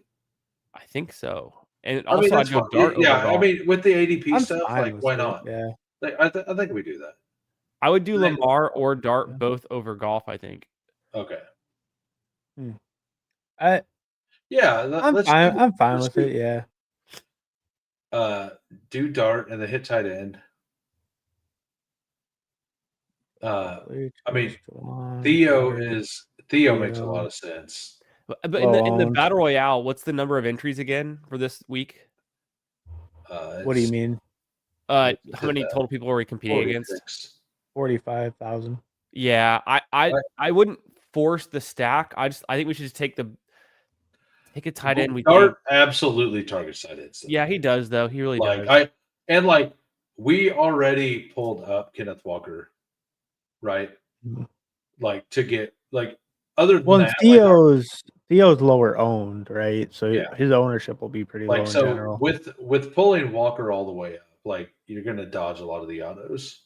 Probably. I mean, in my head though, it's like if you told me, well, then who? Because we're low. Either one.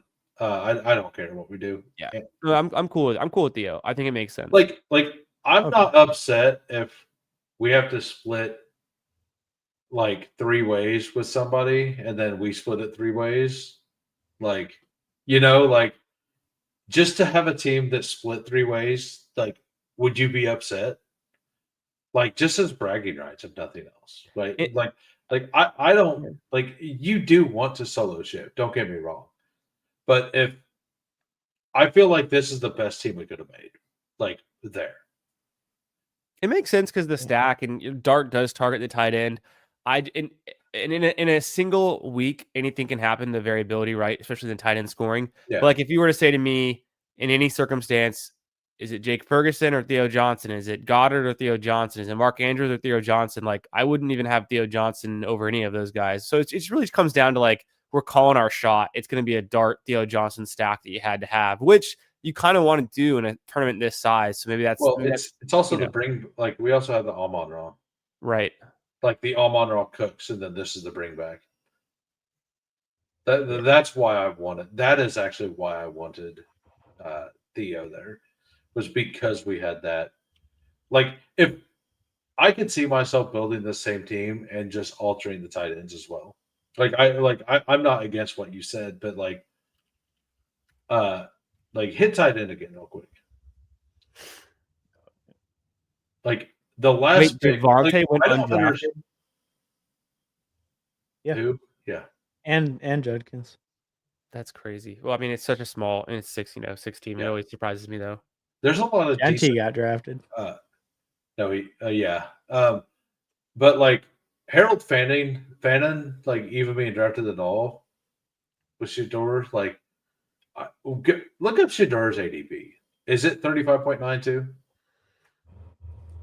Let's see. Yeah. Yeah. There you go. That's Yeah, see, wild. but that's like But doing there a you bit. go. Huh? That's doing a bit. That's just some people are out here doing a bit with their battle royales. Yep. Yep. Solved that one. Just leverage on the whole field. Yeah, that's right. All right, so yeah. I gotta go though. All right. I gotta run. Yeah. Thanks for thanks for inviting me. stopping by. Links for Hoohames and Candyman's channel down below. Check them out, like and subscribe. Anything you guys got or good? I gotta All right. get like All 5 right. hours of sleep. Peace. Peace. All right, peace. Peace.